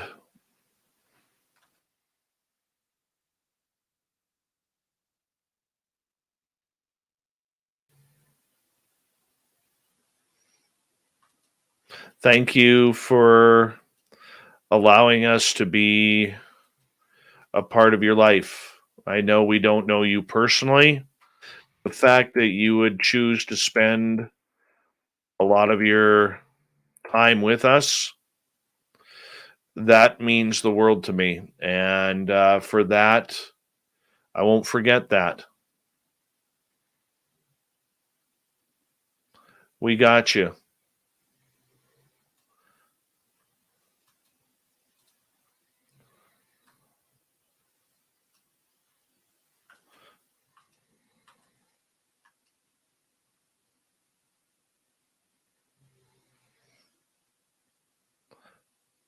Hey, Ethereal Aura, you're more than welcome to come by the studio and say hello when you reach the other side.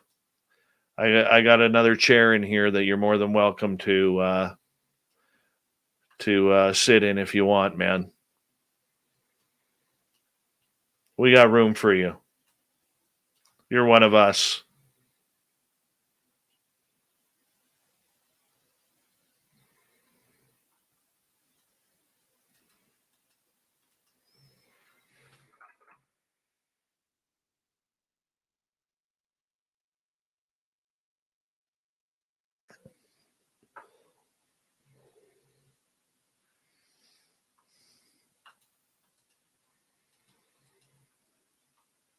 Thank you for loving SOR.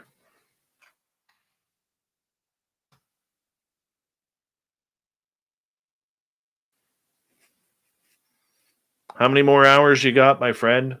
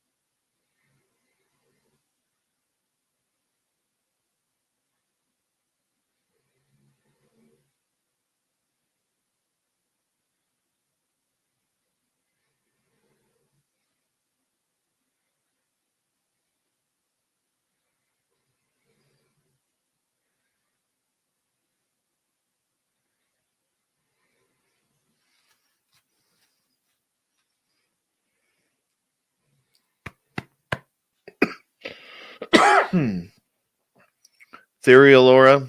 My favorite poem is Footprints in the Sand. And it sits here, right here with me. It was my grandfather's favorite poem. And I just was reading that for you. I'm going to send you a lot of love after the show, man. And I don't know if you have family or anybody around you or anything like that. But we're going to make sure that when you go that you're not alone, buddy.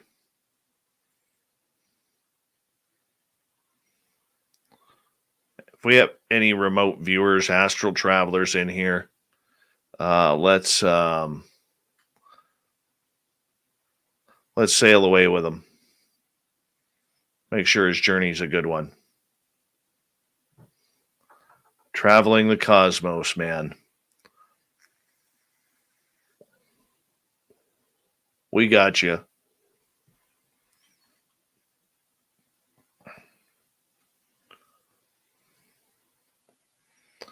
Just, it really shows the kind of person you are, that you would come in here and let us know it was time to go.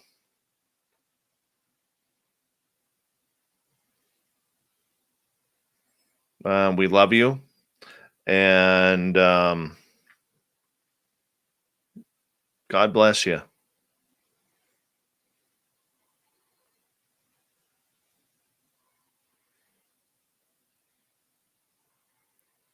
Hey, Jules, I'll join you on that ride, okay?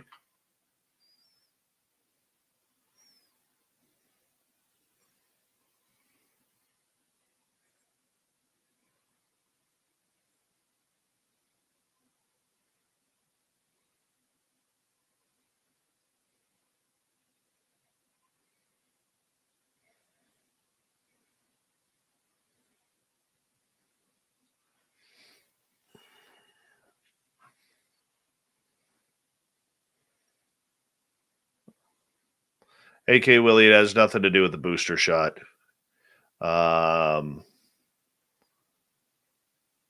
He's chosen to move on to the next round with dignity. And in his final hours, he's decided to come say goodbye to all of his radio family here.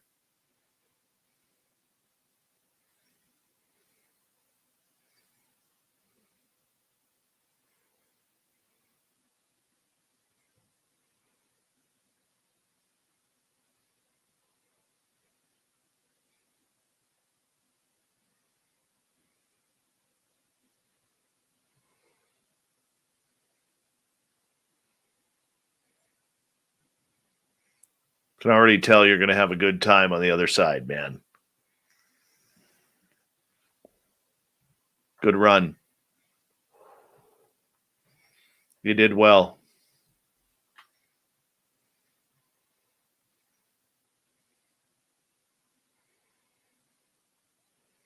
I don't know if your family is listening to this right now, but I just want to thank them for allowing us here at Spaced Out Radio to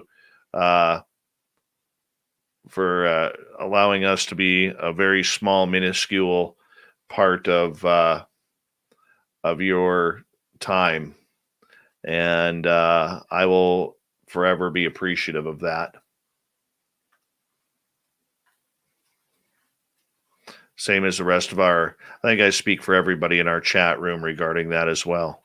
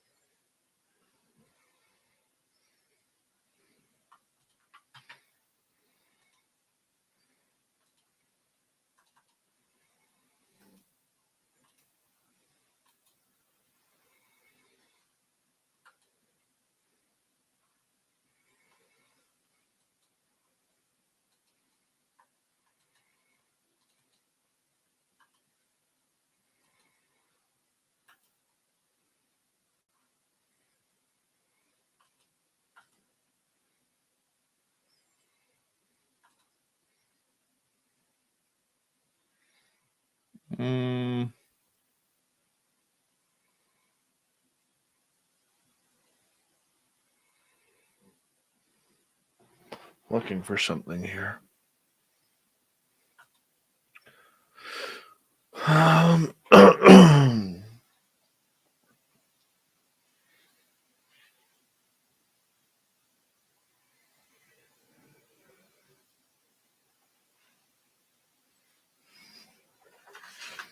Tell you what I'm going to do, Mr. Aura. I'm going to put your name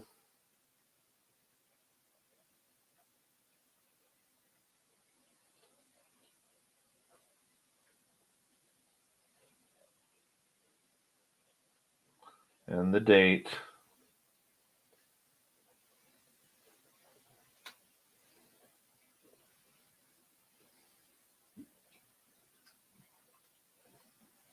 on a sticky note right here.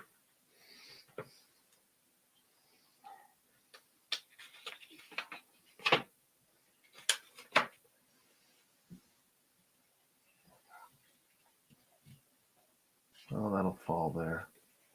I'm going to put it right in the guitar strings right there. And when you're ready, if you want to come by and say hello and listen to the show, just pull that out.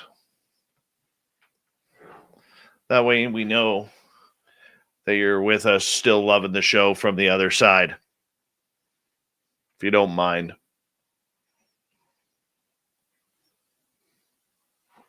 That's for you right there. Should put something else on there.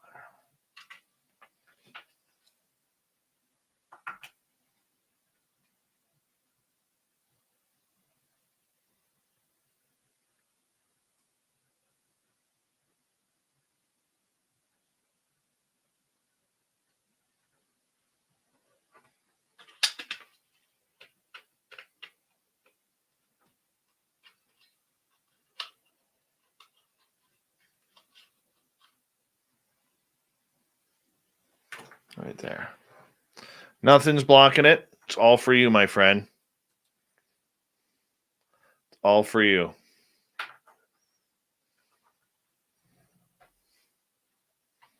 You come by anytime and say hello. I'm going to be honest with you. If you move that piece of paper, I'm probably going to poo. I will probably be like, what the frig?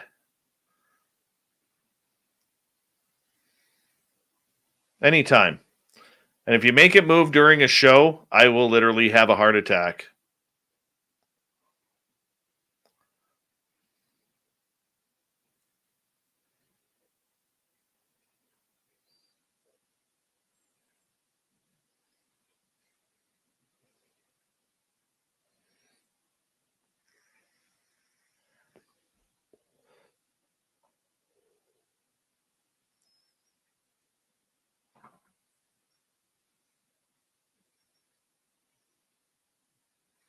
Now it looks like I just got a big white missing space right there.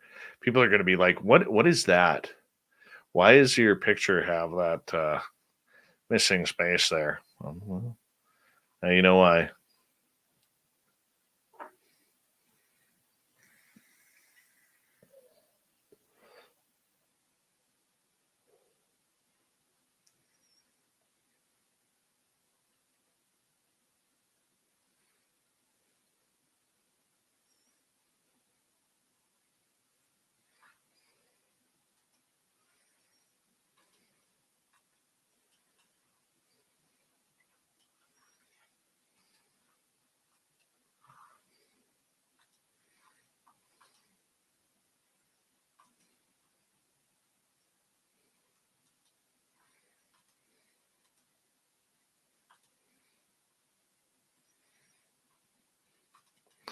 Ethereal Aura, may we ask, and you don't have to give this if you don't want to, but can we ask how old you are? Don't need your name or anything like that. We'll just call you Ethereal Aura.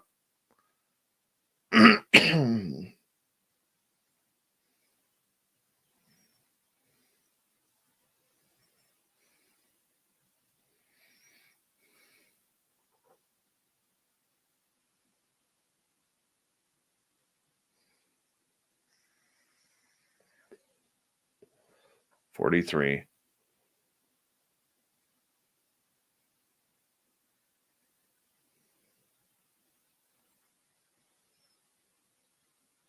God bless you.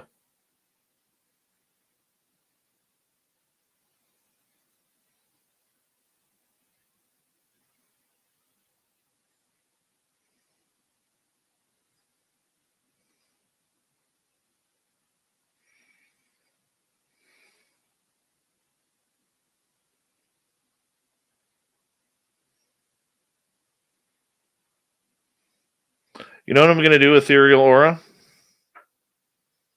I don't know how much longer you have on your time limit.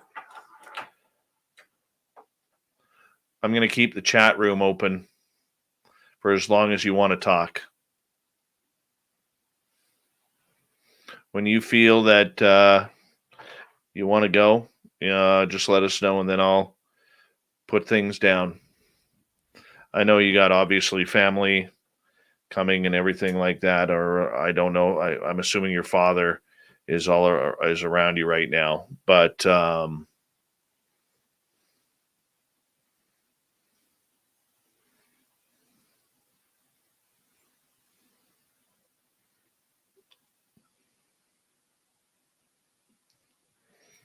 will keep the chat room open for as long as you want to talk.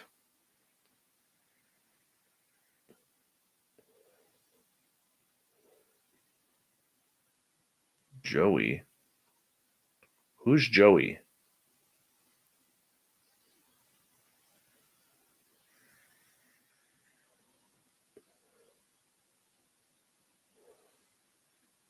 Oh, Spaghetti Lee.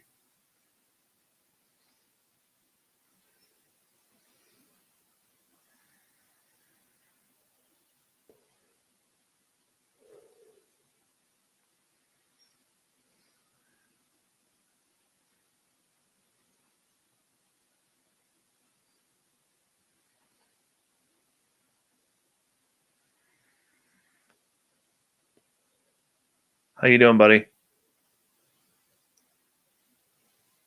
I just know you by Joey. I mean, by Spaghetti Lee, Joey.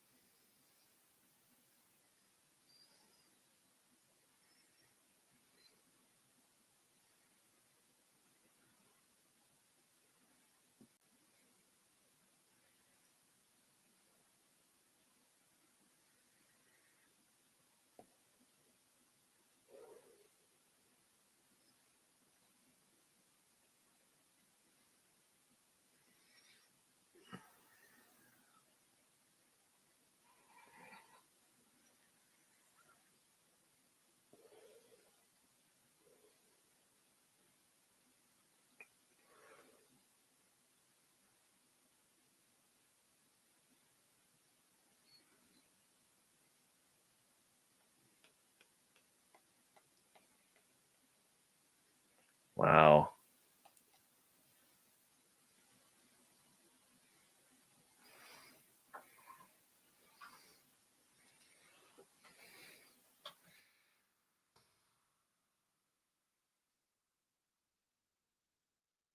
It's 9:32 a.m. in Amsterdam right now.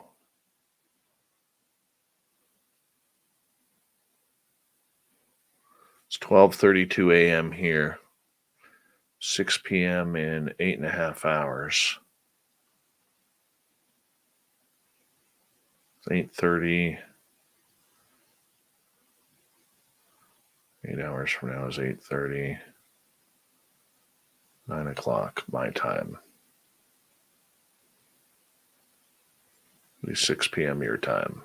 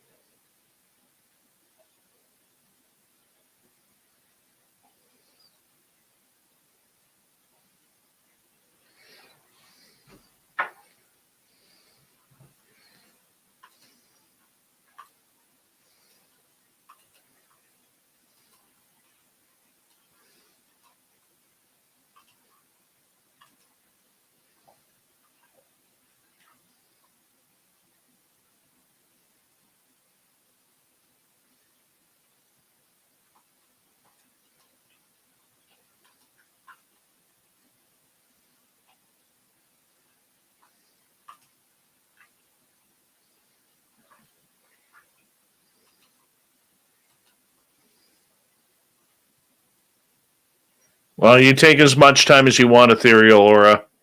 We have hours if you need, buddy. Well, don't think you need to hurry here for us. Don't worry about it. You take as much time as you want here because you're surrounded by friends and you're surrounded by love.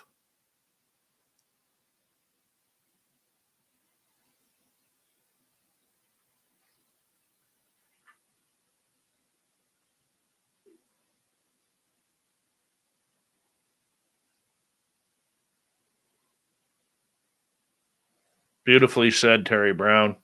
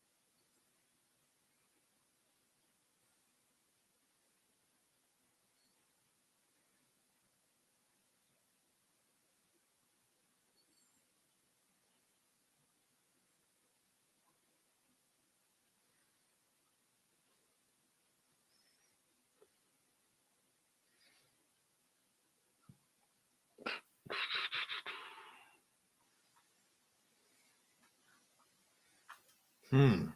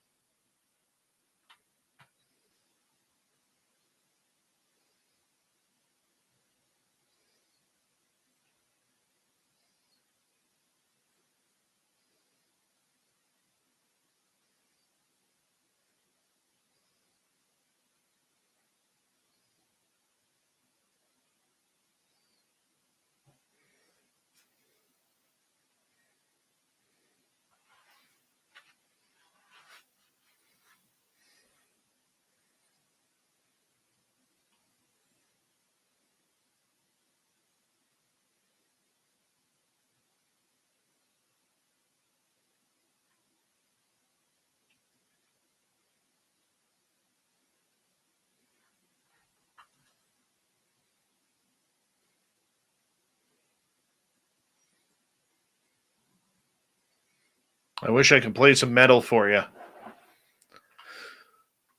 But due to YouTube copyright laws, I cannot.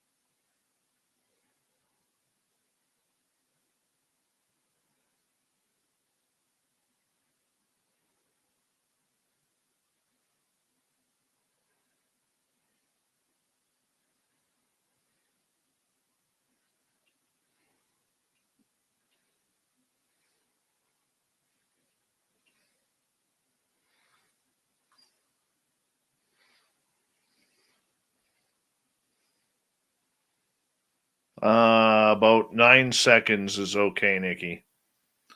Don't get much out of 9 seconds.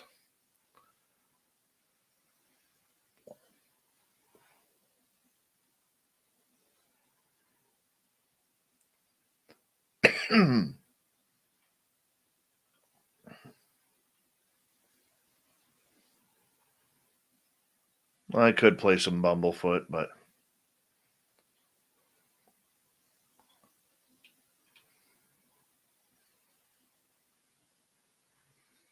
I would love to see Guar.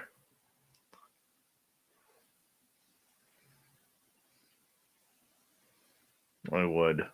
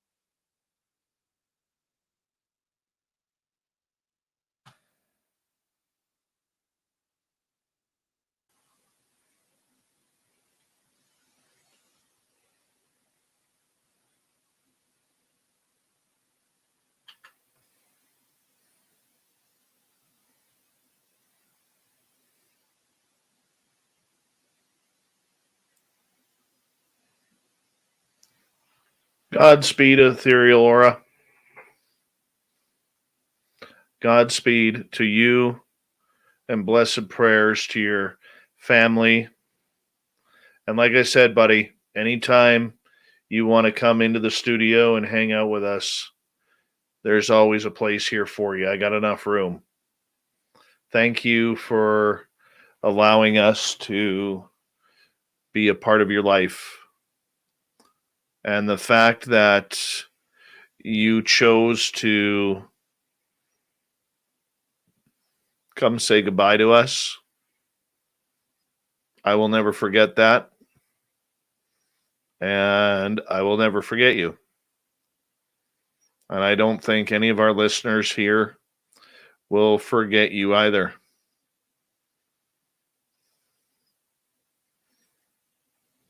Thank you for the love.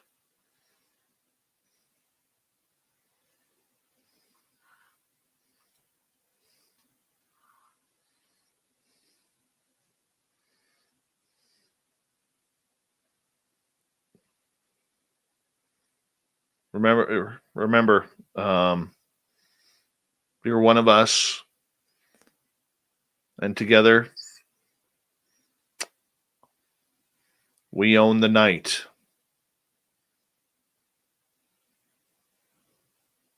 I'll leave the sticker on the guitar for you. Come say hello.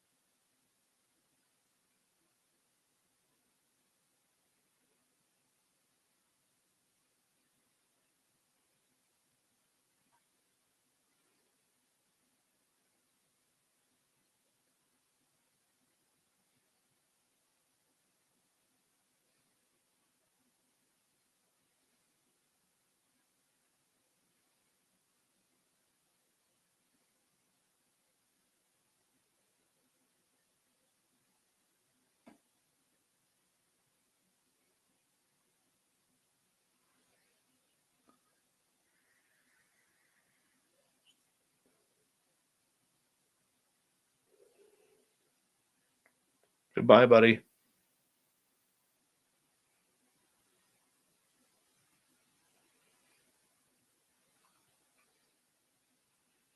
Much love. Peace to you and your family. God bless. Godspeed. And like I said, feel free to come into a show every now and again. We'll always have a seat for you in the studio. We love you. And please pass that love on to your family. And we are very grateful and thankful that you were a part of us.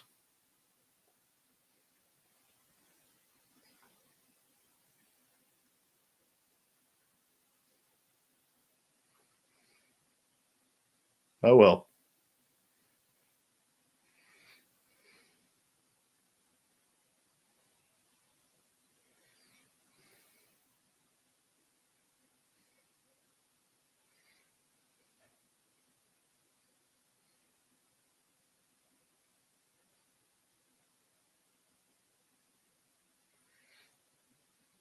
Just don't forget about your note, buddy. Don't forget about your note. Come say hello.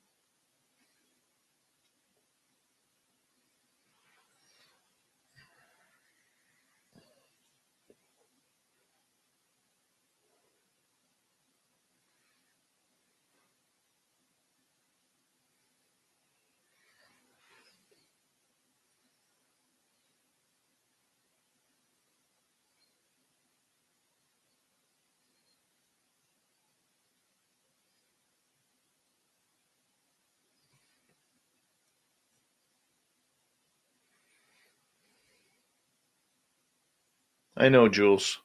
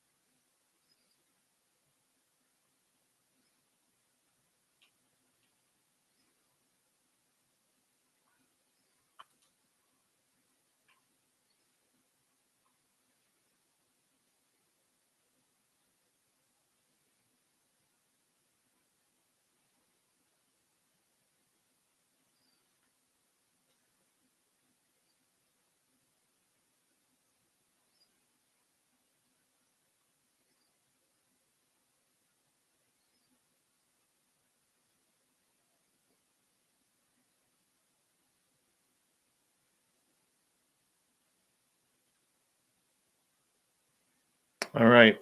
I believe that Ethereal Aura has said his final goodbyes to us.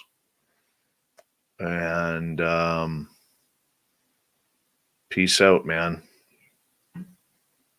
Peace out.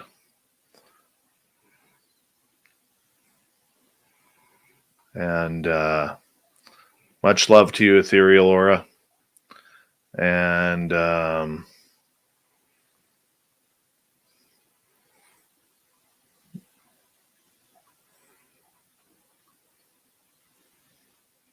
enjoy the journey.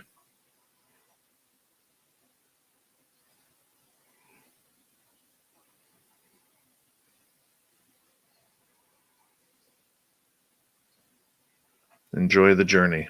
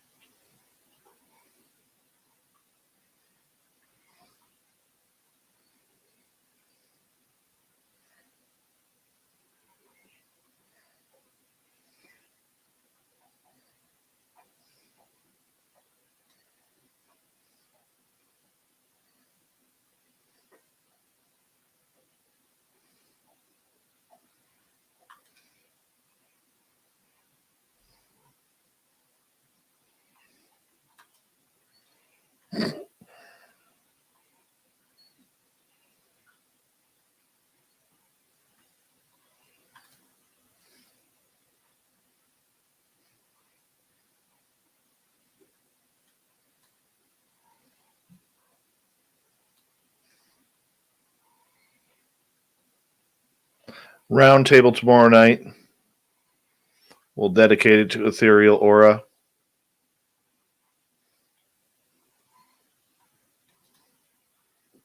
And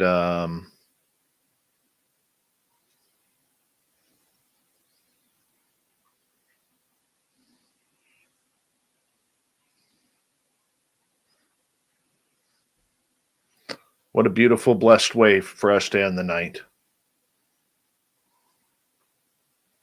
Beautiful, blessed way for us to end the night.